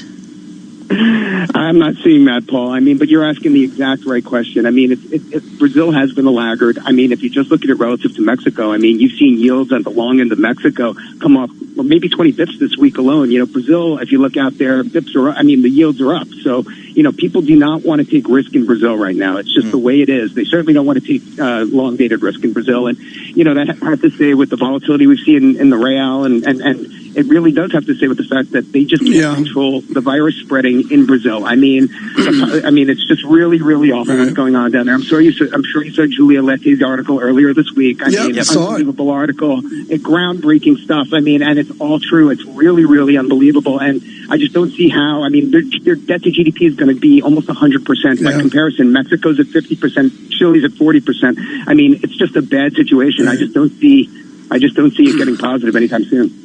And now, folks, CFA Level 6 with Damian Sessauer. Damian, only you can do this. There's a thing called Wirecard, and it hasn't gone well. It's, folks think Enron, for those of you of a certain vintage, and I guess they're innocent until proven guilty, but it's a German tech company where $2 billion's gone astray. You can short the stock. You can short the bonds, price lower, yields higher. Or, Damian, you can take part in the CDS. The credit default swap of Wirecard has been a most profitable moonshot. How many people get to play that game? Is that just the province of 6 guys wired into a hedge fund who were on Billions like 3 episodes ago? I mean, who actually profits from a Wirecard CDS blow-up? Well, I mean, not many, but I mean, if you just wanted to short the stock, I mean, if Muddy Waters, Carson Blanc, Jim Chanos, the rest of them, that's expensive to do also, and retail investors can do it, Tom, this. I mean, it's just to carry a short position, the borrow becomes prohibitively expensive on just about any company these days, especially those where, the irregularities start to rise and bubble to the surface, like in Wirecard's case. But, I think, just taking a step back from that, my concern is you're going to see a lot more bankruptcies.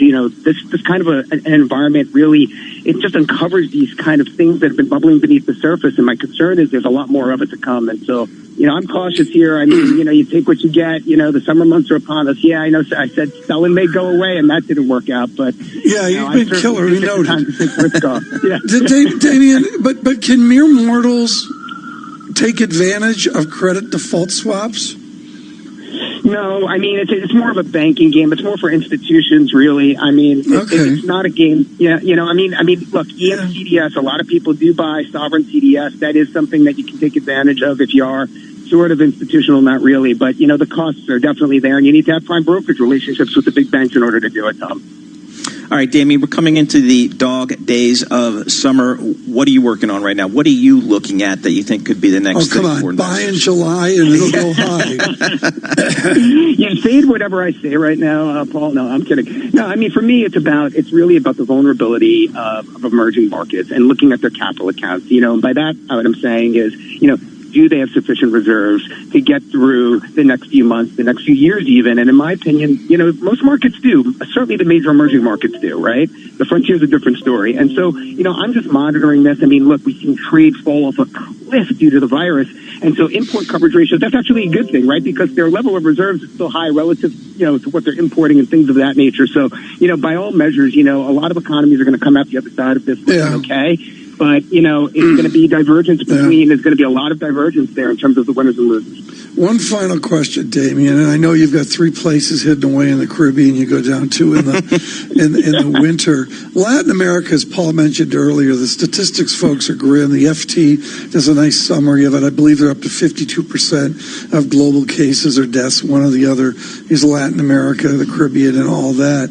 Damien, what do you hear about the Caribbean and their ability to withstand this horrific pandemic, given the dearth of tourism? Financially, what does that mean?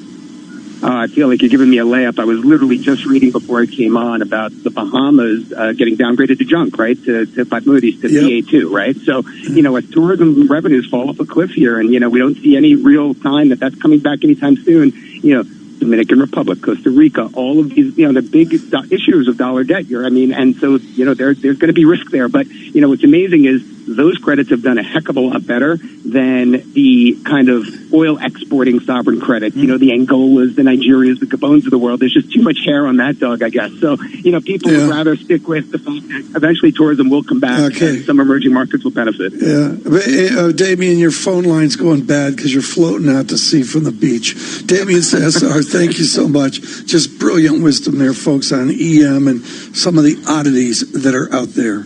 With our news in Washington, here's Amy Morris. Thank you, Tom. The U.S. has reported the biggest ever jump in coronavirus cases, more than 37,000 new cases in just one day. Now, President Trump told a group of shipbuilders in Wisconsin yesterday that the spike was because of testing. We're up to almost 30 million tests. That means we're going to have more cases. If we didn't want to test, or if we didn't test, we wouldn't have cases. But we have cases because we test. But government and health officials are actually calling now for more testing to help bring the virus under control. Ronald Klain was the Ebola czar in the Obama administration. They test everyone every day at the White House. They have federal testing at the White House. Well, if you go to your job, you don't get the same thing. If it's good enough for the people who work at the White House, it should be good enough for people in every workplace in America. All told, more than